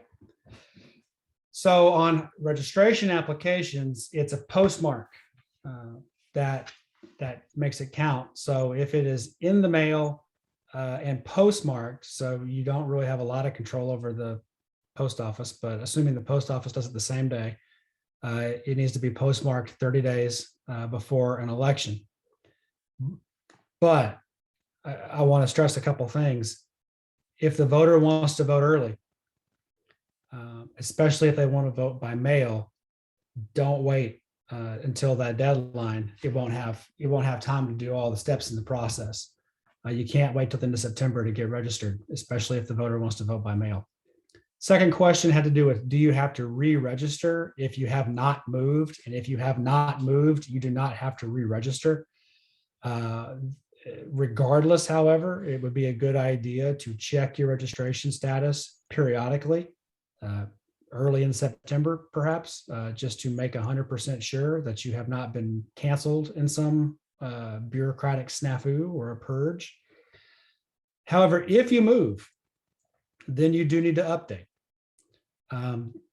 We'll just leave it at that because there's some other scenarios that involve you voting provisional and partial ballots, but we won't. Just if you move, you need to update is the clearest way to say it. Third question had to do with out-of-state college students. So if you are out of state, you can vote by mail if you're already registered. But the question was really, I think, about if you're registering for the first time and you live in a different state, what do you do? And it is unclear. I cannot reconcile intends to return and intends to remain. Those two, it was subchapter A and subchapter F. I can't make heads or tails of what needs to happen. The safest advice is to have that student register in that state in which they're going to college. You could ask yourself, well, if they just went ahead and sent an application in at the parent's address, would they really catch it? But we want to be law-abiding people. We want to follow the law. And there's a potential perjury pitfall. So this really needs to be clarified. And what we mean by clarified is we don't have to wait for the legislature to do it. We hope a court of law will do it. But for right now, the best advice is to probably just register where the college student is attending college is the safest course of action.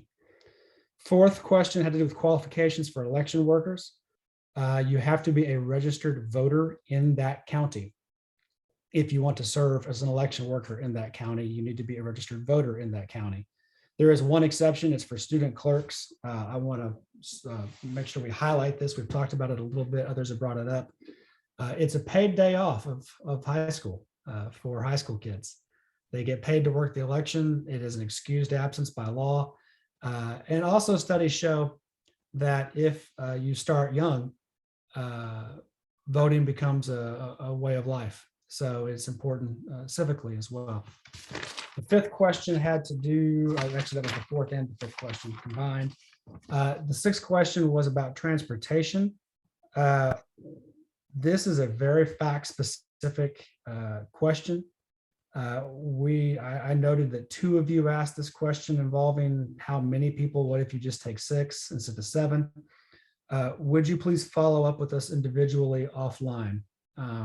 This is a very fact-specific and gets into an issue that is currently being litigated. 7, the last question had to do with the qualifications for voter assistance. So if you are a voter, not the assister, but the voter, you're eligible if you have a physical disability or need language assistance. As to who can assist you, the voter, it's any person, so long as that assistor is not an employer or a labor union to which you belong.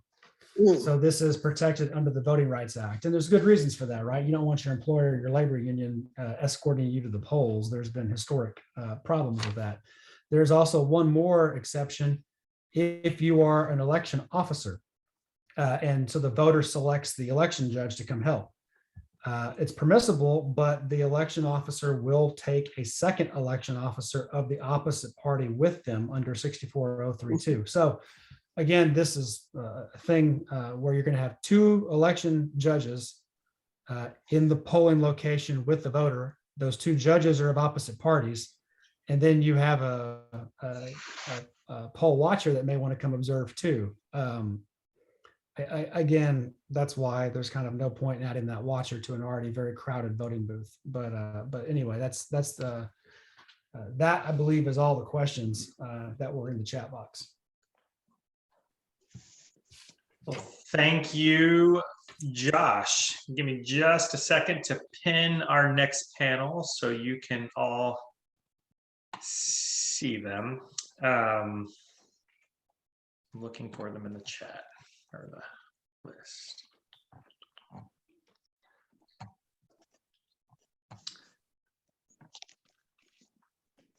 Let's see.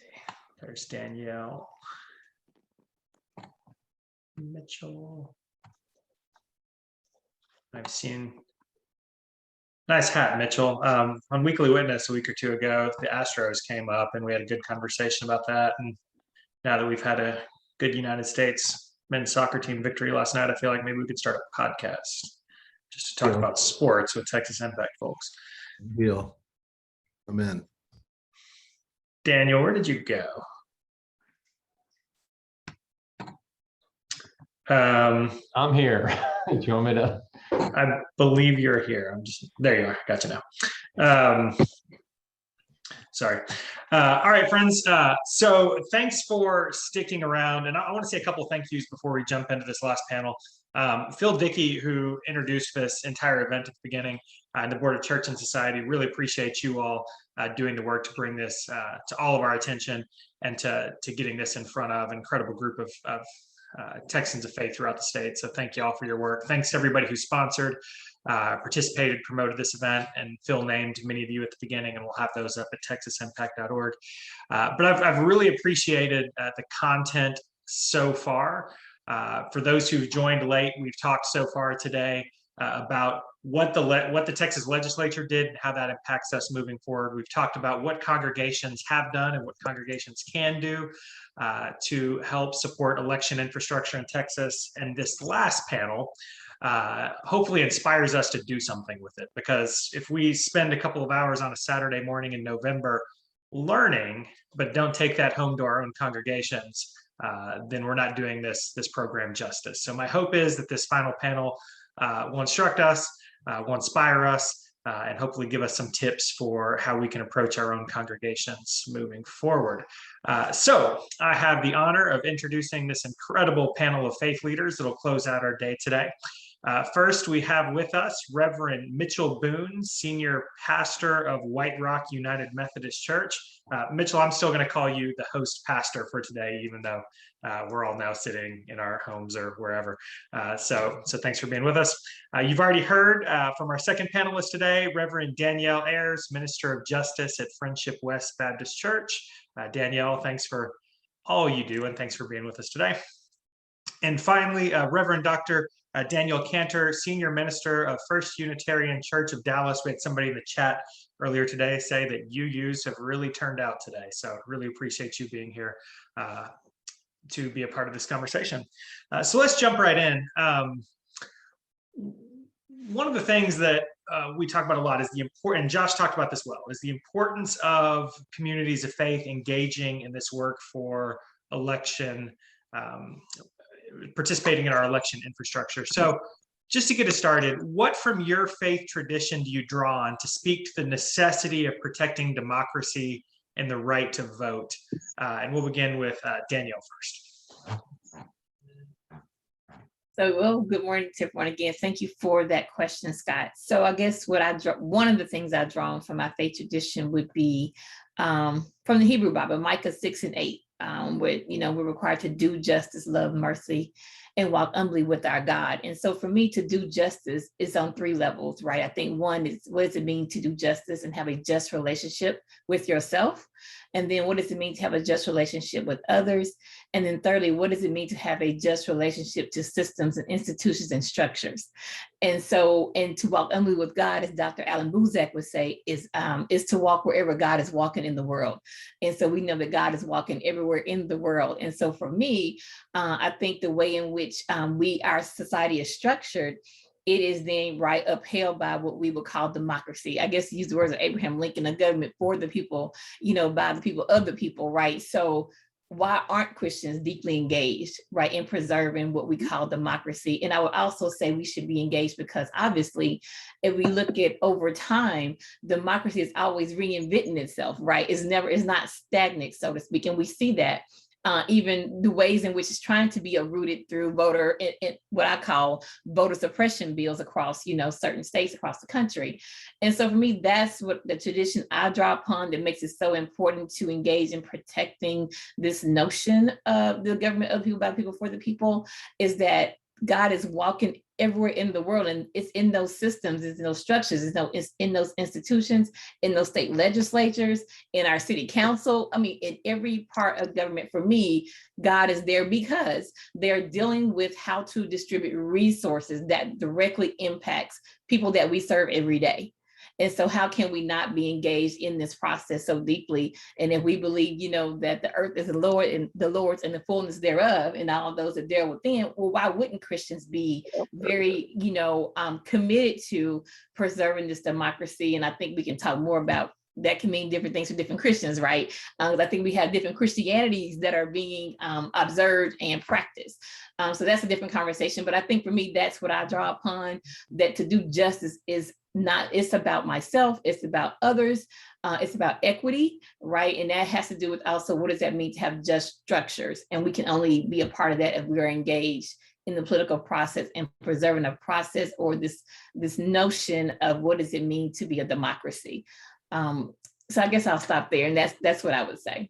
Appreciate it. Mitchell, same question. Right. Yeah, to echo what I think Danielle said beautifully is, as a people of faith, we kind of have to make a decision on what our faith is, what's at the heart of it, right? And so for me, as not only a baptized member within the church and a follower of Christ, but also as a clergy person, I think that we have a responsibility to be active in our faith and active in God's work in the world. And so, we have this beautiful gift of democracy, as mangled as it seems these days, right? That like each individual person has some sort of agency. And we know that there's varying levels of agency within the voting systems that are currently enacted, but at the end of the day, we all have some amount of power. And I think that with that power comes this responsibility as a people of faith to try to shape and mold the communities that we live in to be more just. And so, whether it's the Torah, the Quran, scripture, for us, there's over 2,000 verses, right, that speak about how we treat the poor among us. And I think that the quickest way to enact change as people within a democracy is to vote, and to vote regardless of what day we're voting on, right? It's not just about national elections. It's not just about statewide elections. It's also about being very engaged in our local politics. I don't think it's the end all be all, but I do think as a responsibility for us as a people of faith, we have to be engaged there. Otherwise we are, we're essentially dismissing or letting lay dormant the one thing we can do to preserve and to protect the folks that live and exist on the margins of our society.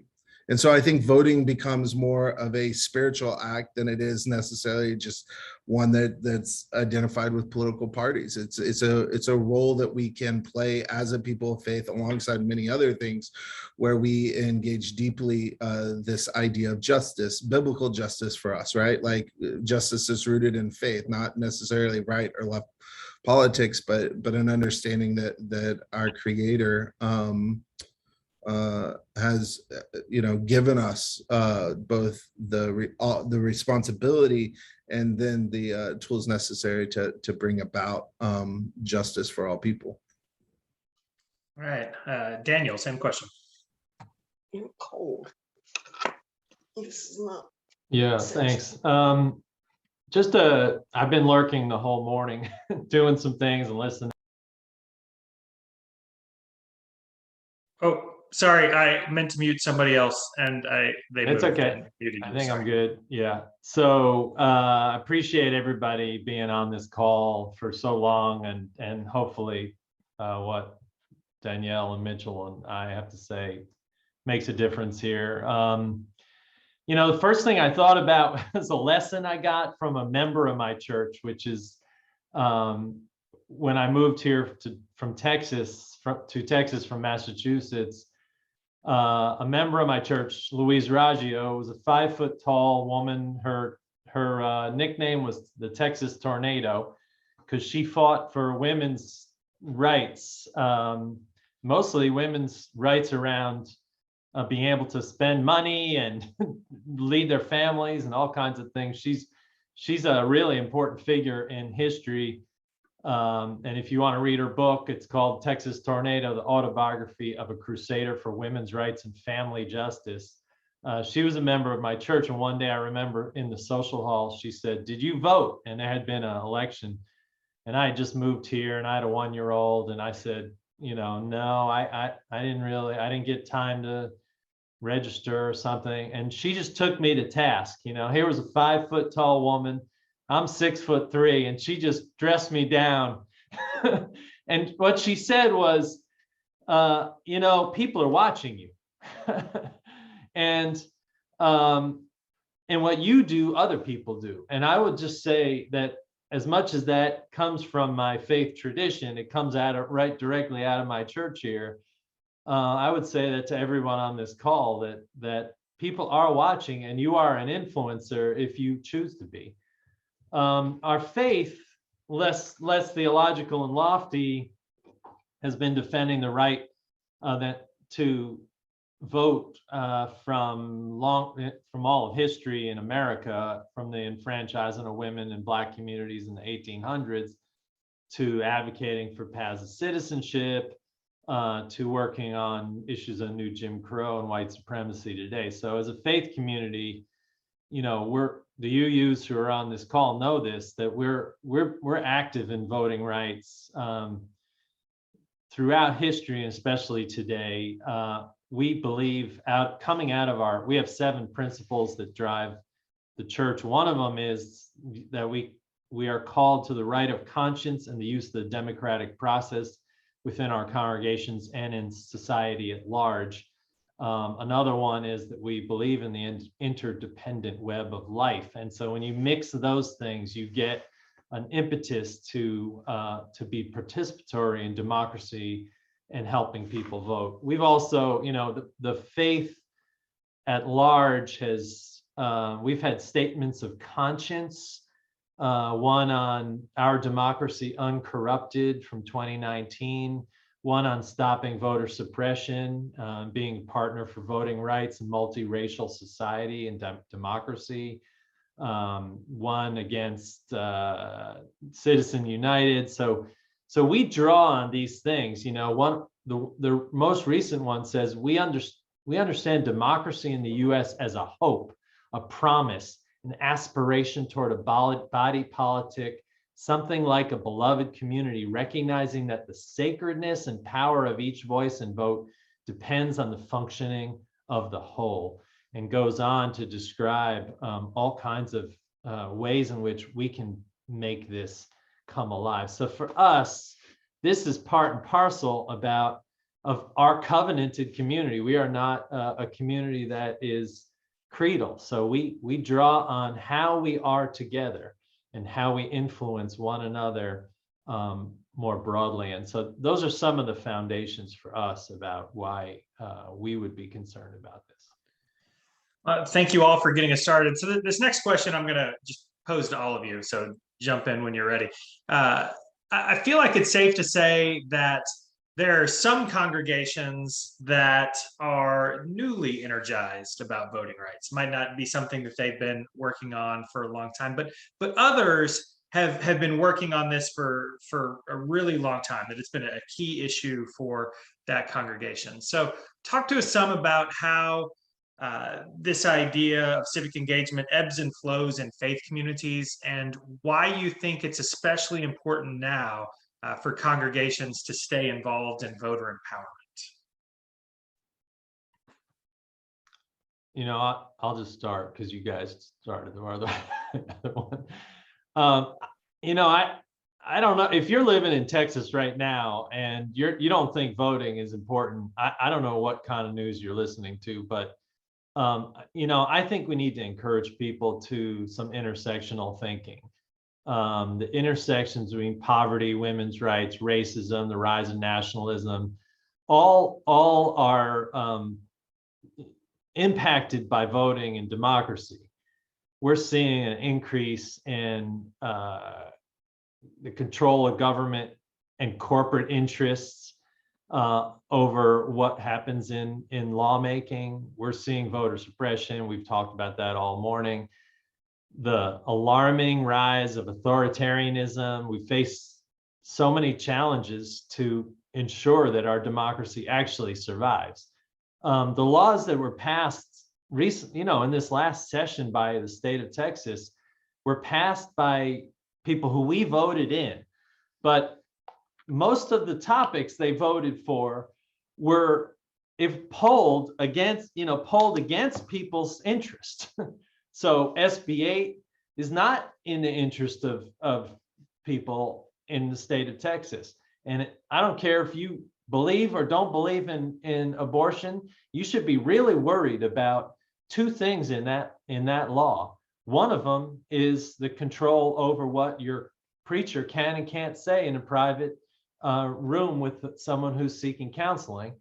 And the other thing is this bounty that is put on anyone who aids and abets someone to get an abortion past 6 weeks. That, take out the abortion stuff, which I am totally committed to preserving access to abortion. So I'm talking from that perspective, but take that out and just listen to a law that confines clergy to what they can and can't say, and puts a bounty out for anybody who wants to sue anybody who takes this action. You could take out abortion, you could insert all kinds of issues. That is an alarming thing that was passed. We have unregulated gun laws that were passed. Whether you're a gun enthusiast or not, the deregulation of things like that, these laws were passed by our state representatives without our consent, because when polled, Texans were against these things. So voting is the way that we are going to turn this thing around and gain control over how our voice is promoted in our state government, for sure. And I could say more, but I want to hear what my colleagues here say.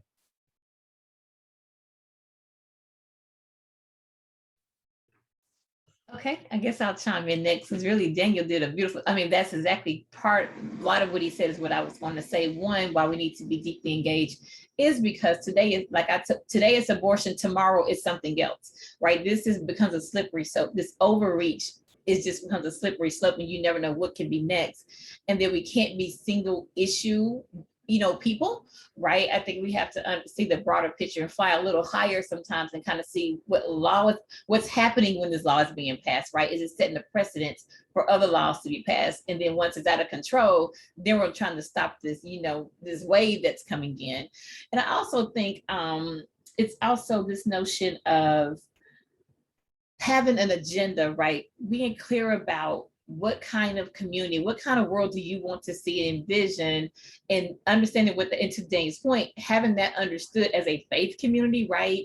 And does the folks who are elected, do they add up? Are they following your agenda? Are you giving over your power by electing people over and over again when they vote against your interests? And are you voting against your own interests oftentimes? So I think it's how we have to be more engaged and inform and educate the congregation on what does it mean to have this agenda. And that I always say, I was wearing this shirt a friend of mine made for me that says, justice is not political, it's biblical, right? So when people say we don't want to talk about politics and justice in the church, but it's so biblical, right? And it's really unpacking, understanding that we can only, create communities where people flourish. If we're going to be the beloved community, then we have to be deeply engaged in politics, right? We have to be able to hold people accountable and vote them out in a lot of cases, and be engaged before elections come around.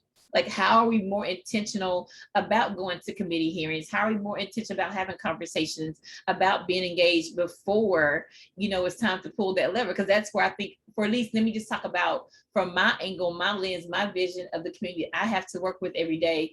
I have to make connecting dots for them oftentimes, because the ebb and flow has to do also with they vote, we vote, but yet we don't see change, right? Or we see our communities being under more assault, whether that's through racist zoning policies, et cetera, where we are more susceptible to environmental injustice. So I think we have to show how, I think Daniel said this too, intersections are so critical to understand that as well. So I tell one young man, he asked me, why should I vote? What's the use of voting? I said, well, if you get in trouble by chance and you have to go before a judge, who would you like to see sitting on that bench? Right? Someone who understands where you come from, who understands who you are as a human being and not as a stereotype, right? So election, and just always hitting home, elections absolutely have consequences. When we talk about appointments of judges, particularly lifetime appointments, let's talk Supreme Court, right, as an example. So I think it's so important for us to just be clear about our agenda as a faith community, and we should be able to cast vision about what does it mean to have a beloved community, a more just community. And of course, that has to do a lot of work we have to do internally to deal with a lot of what we see by way of racism, sexism, misogyny, patriarchy. I mean, there's so many structures that we have to really tear down and build back up anew in order to make this all work. But voting, we can't, deny that is still a way of bringing forth, a more just and equitable world is through the system of voting. So I think it's so important to be engaged in that instance. And you just have to speak to your community, because one message is not going to hit everybody. I think you have to look at your own social location and have your meta narrative where it connects with the people you are trying to reach. So you're going to have to make it more real for some people, right? It just can't be, we have to preserve democracy. It has to be, when you don't vote, this is how your community and you will be impacted directly. Because that young man, once we made that connection for him, he was like, oh, well, let me make sure I register and go vote, right? Because that's something he can understand when we see how the system works when Black and brown folks in particular are up in front of judges who don't look like them. And we have examples of that currently now with trials going on in this country. I mean, so that's I think that's what's important. How do we, that ebb and flow is a number of reasons why we see that, depending on where you are, depending on your congregation and community that you serve, that happens in a number of ways.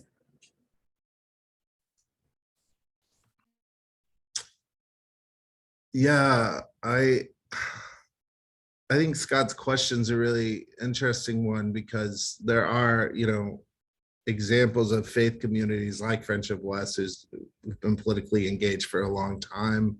I think they're even denominationally, right? United Methodist Church, like as a denomination, we've really said we're politically engaged, and especially around voting. I think, my context in particular, the issue's always been one of a lot of privilege, and our social location allows us not to have to talk about it in church, right? Or at least have the expectation that protecting voting rights isn't something that like we need to worry about, because our voting rights are, the least under assault. And so I think there's a privileged space in which a lot of mainline churches operate from, that have allowed us for a long time to just disconnect our faith from the real work of community organizing, voter registration, and being really active on that front. And I guess obviously the last 4 or 5 years have really changed the game in terms of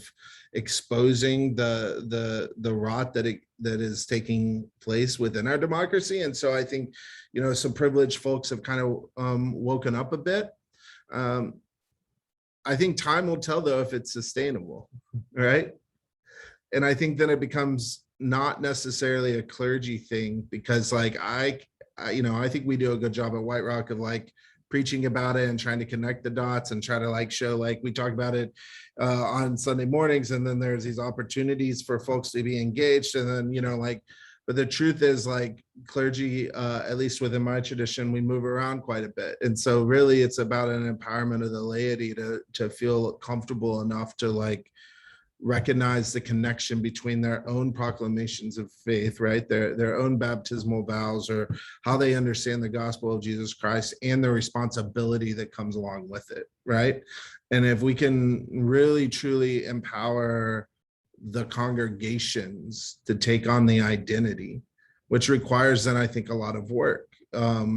It requires a lot of organizing in it, and I think it requires difficult conversations to be had, because moving from being a pretty apolitical congregation to a politically engaged congregation is an actually really challenging task.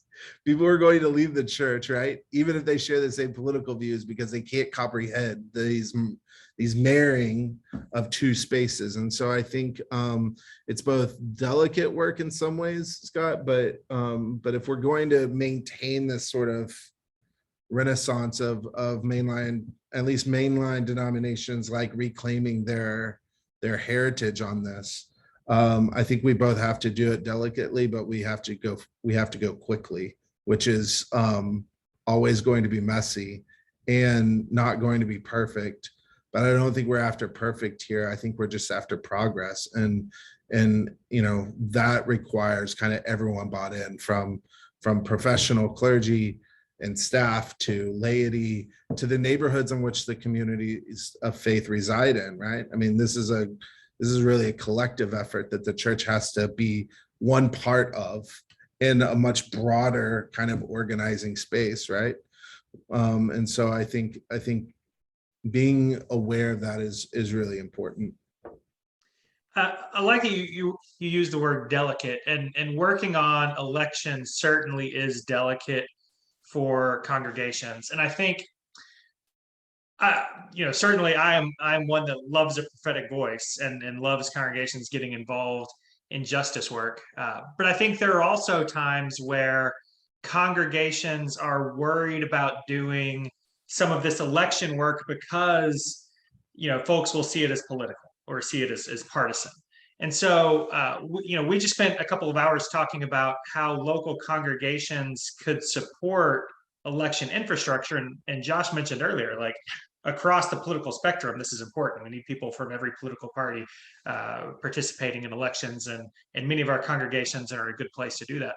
So how would you speak to clergy and lay leaders in local congregations?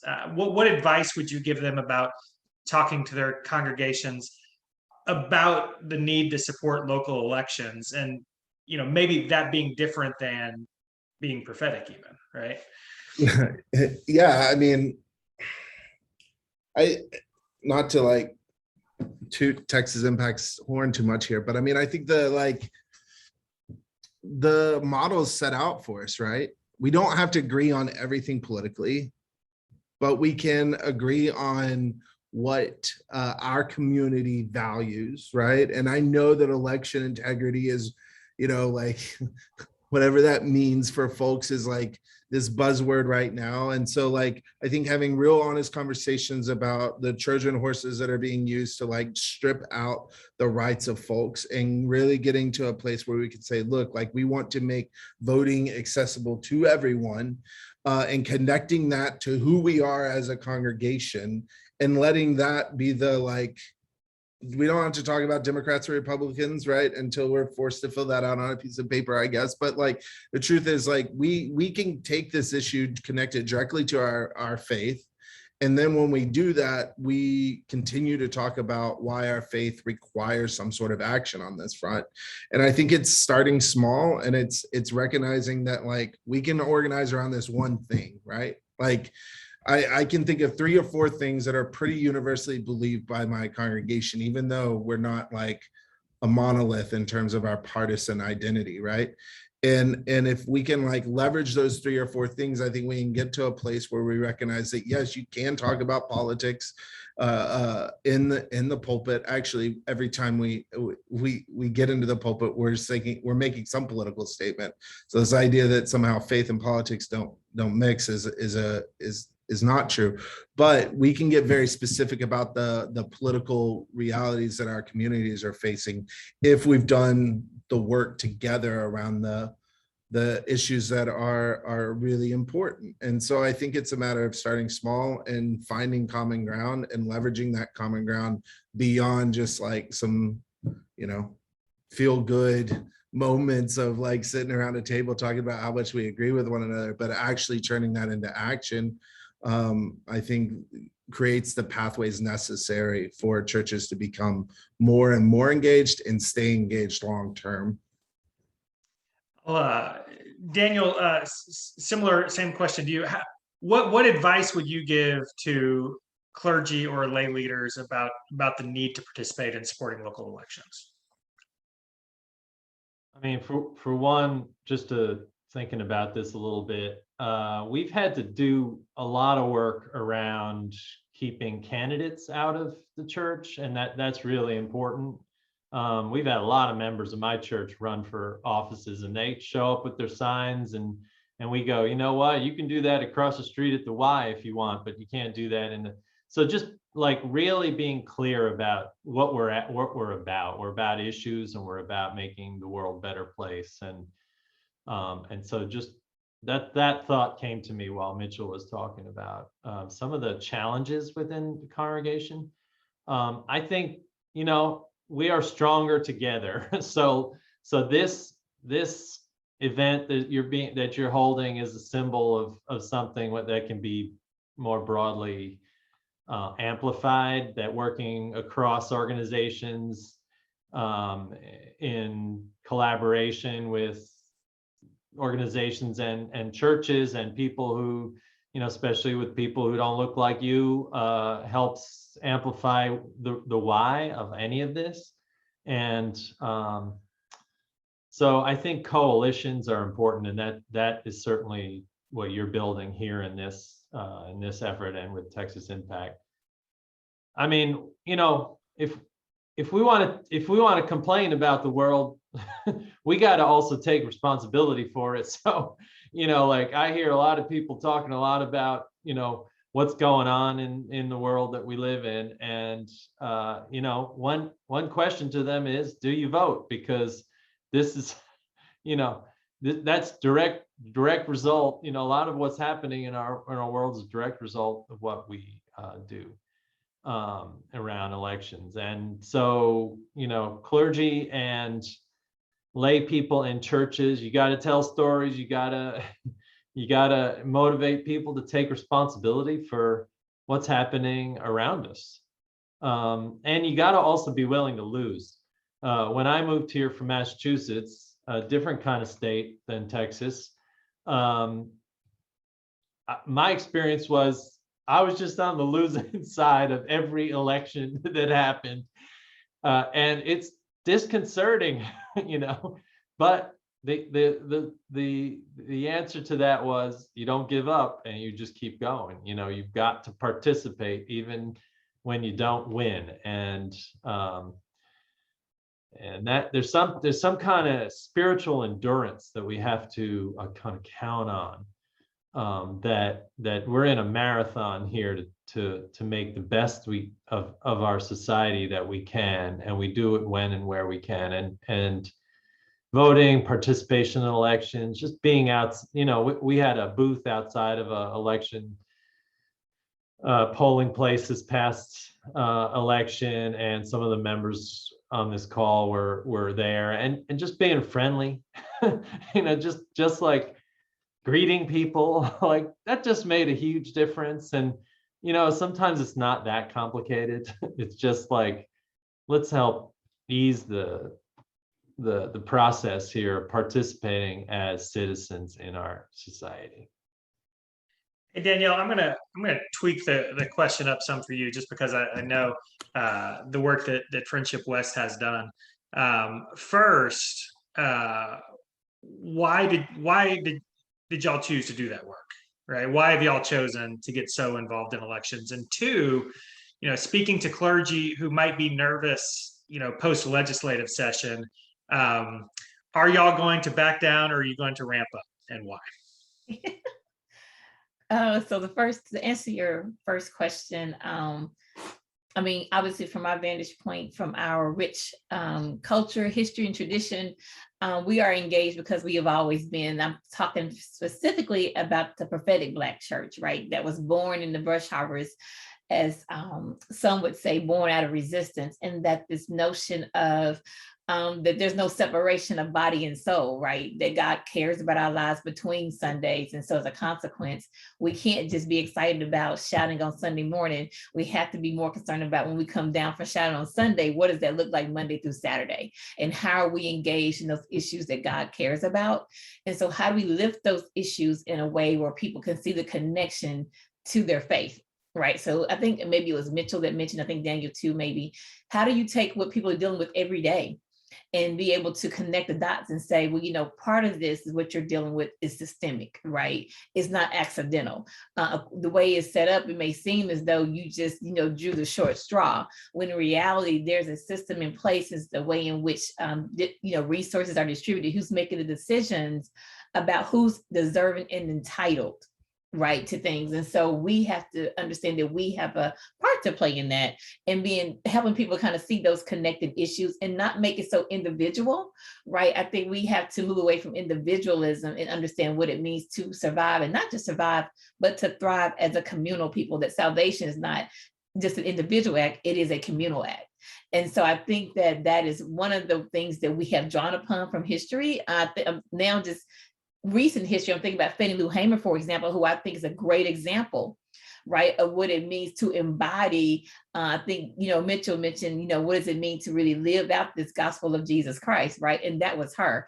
When she was kicked off the plantation because she would not remove her name for trying to register to vote, she was kicked out and began to work for SNCC. And she said that day is the day she began working for Christ. And she was a church woman, a Black church woman, who was deeply engaged in the church, became disoriented with the church because she felt the church was not doing enough, right? That God was outside of the walls of the church. And that really led her and catapulted her to being really one of the main critical people, I think, that led to the passage of the Civil Rights Bill. I think it was her testimony at that Democratic convention where she boldly, talked about what happened to her, but she shifted toward the end of that and talked about, I question America as it's not the land of the free and the home of the brave, right? Where we have to be intimidated, sleep with our telephones out the hook because we want to be treated as first-class citizens. So I think it's not just about voting in this moment.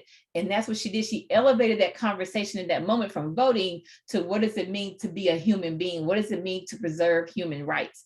And I think, it's a broader connection here when we talk about voting. And I think for us, from our tradition, we see those connections, right? And certainly voting is a way of achieving that. And I think it was Dr. King who once said, I can't stop you from killing me, but I can make it illegal, right? So it's this notion that we still have to be engaged some kind of way. And so that's what draws us to do this work. It's our history, and that's the tradition that we tend to follow. And we know that that's not speaking for all Black churches, because we're not a monolith, right? You have plenty of churches, Black churches, who don't get engaged politically. And I think that has to do a lot with theological orientation, right? Depending on what their seminary training was or who they tend to follow, who will say, you should not talk about that. That's separate from the gospel of Christ. That's separate from who God is calling us to be. And so I think we follow that tradition that it is the both and, that God cares. And because God cares about that, we have to be engaged in that. So that's how we'll answer why it's so important to us, why we do this. We're doing this not as somebody new. We see ourselves on a continuum of Black clergymen and women who have led this fight as lay persons and as pastors of churches and congregations. I think the second question was, do we plan to ramp it up in light of what has happened? Absolutely. And I think that's the message we're trying to send early on, is that we're not going to back down. We just need to understand what we're dealing with. And that's, and I'll just say this, as Black folks have always done in this country, when rules are changed on us, we always still find ways to move beyond that, and to be able to make change and to be able to make progress. And I think that's where we are. We just have to decide what's going to be the strategy. How do we, and to me, it's always expanding the table, making the table large enough and, to include more people. And I think Daniel mentioned that, I think it was Daniel that mentioned that coalitions, partnerships are so critical. And for me, that's the only way we can do this. We have to do this as a collective, not just as Black folks, white folks, or this denomination. It has to be those of us who have this shared agenda, that we see what's happening in this country and how are we going to turn this corner. It's going to take all of us coming to the table. We won't agree on everything, but I think we agree on enough. And because I believe in people power, I believe there's always power in numbers, right? And I've seen too many things shift and change when people come together and it's a broader coalition of people. I think you have more success that way, or committed people, let me say that too, those who are committed. So I think we're going to ramp it up, and we look forward to working with many other people to do that, and just kind of seeing where we plug into other organizations who may be doing work. Is there a place where we can just plug in what you're doing? We don't have to reinvent the wheel and be solo in this. I'm always about working smart. If you're doing that well and you do that well, and we don't have to do it, that's cool. And we'll just let people know, here's an opportunity to engage. Go to Texas Impact, do this. And we've done that with Texas Impact a lot of times, just like the border is an example. I'm not, that big, I don't know all about border and what's happening down there. So I was like, hey, B, how can we engage? Just let me know how we can support you. And so we're doing that even now with the Haitian migrants, right? I'm working with an organization there. And so for us, it's showing people, hey, you're concerned, you want to give donations to help the Haitian migrants. We love your contributions, your money is needed, but also, can you look at immigration policy now? Can you see why it's important to understand why we're trying to change immigration policy in this country? And it's your elected officials, right, who can make that happen? And how do you engage them? How do you reach out? Whether it's letter writing, phone call, testimony, whatever. So we're trying to show them not just the charity, but we have to move to the justice part of that. And part of that is elections, right? Part of that is also being deeply engaged in the infrastructure, making sure that it is one that is more just and equitable for all of us. And we can only do that by being engaged at every single level, not just voting, but being a part of the process prior to voting. Amen. Now, I hesitate to ask a panel of clergy to do this, but in 30 seconds, and I'm going to have faith we can do it in 30 seconds. In 30 seconds, what do you hope listeners, what do you hope attendees will do when they leave here today?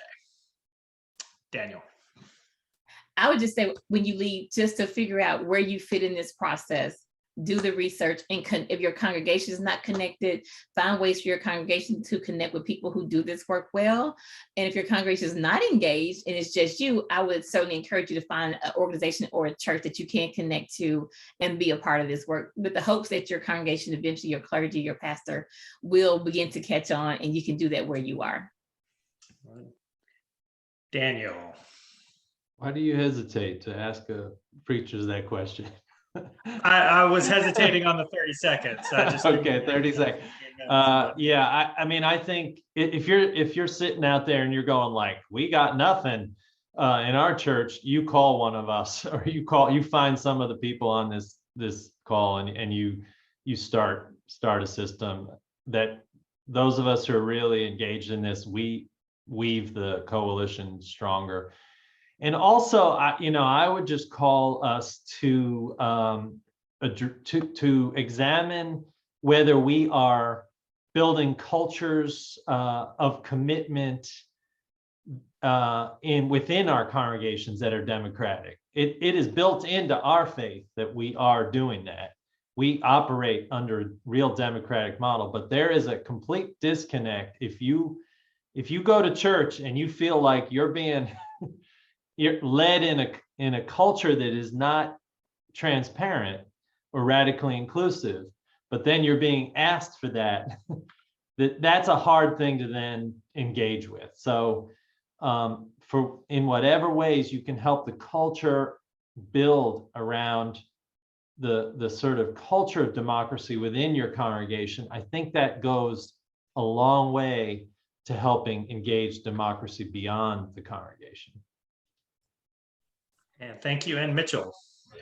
Yeah, Frederick Douglass, one of the quotes that's always stuck with me, he says, you can't love the Christianity of Christ and embrace the religion of the slave master. And it is clear that there is a competing worldview right now.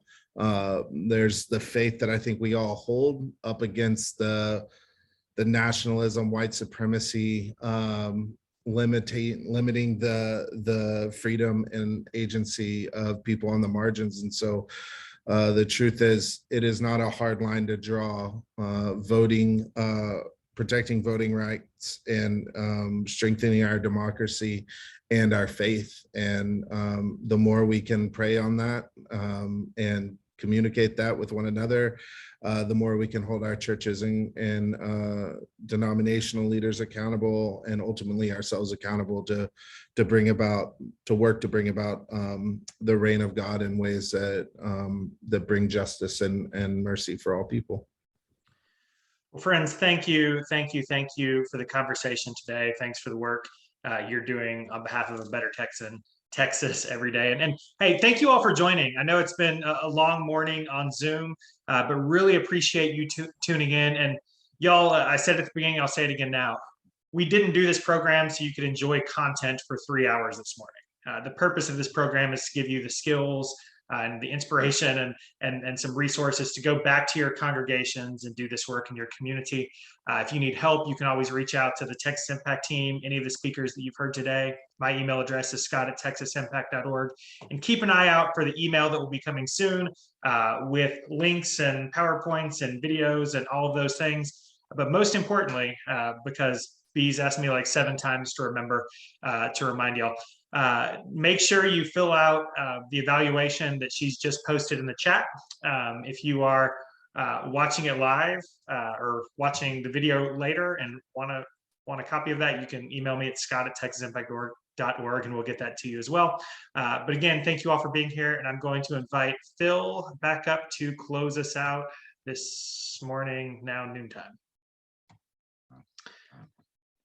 As my 3-year-old exits the room. In the United Methodist Church, our book of social principles, it says our involvement in political systems is rooted in the gospel imperative to love our neighbors, to do justice, and to care for the vulnerable. With that said, thank you for showing up today and continuing to show up in the name of justice, in the name of love. It's inspiring to be present with all of you in this space this morning, and encouraging. The idea of collaboration continued to come up over and over again, especially in this last session here. And that's what we hope, right? Is that as we leave this space, we'll continue to connect with one another. And I know Texas Impact can help us do that, because the work that is ahead of us is indeed heavy, especially here in the state of Texas. And it's a heavy burden to carry. So I hope that you will connect. We're here in Dallas. We want to connect with you all who are in Dallas as well to not have to recreate the wheel. That's something that came up in our small group, right? Was that this idea of these packets like that we could just already have ready to go because somebody took the time to already create them was really empowering as well. So let's do this work together, and let's continue to collaborate together and lean into the power that we hold collectively together. So Thanks for showing up this morning. I'm really grateful for all of your time. Texas Impact staff, thank you so much. And as we mentioned at the beginning, if you want to hold a training similar to this, or if you want to get real specific about one of the areas, reach out to Scott or to B or to Josh and let them know. I'm really excited about getting involved on college campuses, and whether those are big colleges like University of Texas or whether it's a community college here in Dallas and other high traffic areas, we want to be able to get out there and share this information. So thanks everyone. Have a lovely day, and we look forward to seeing you with boots on the ground.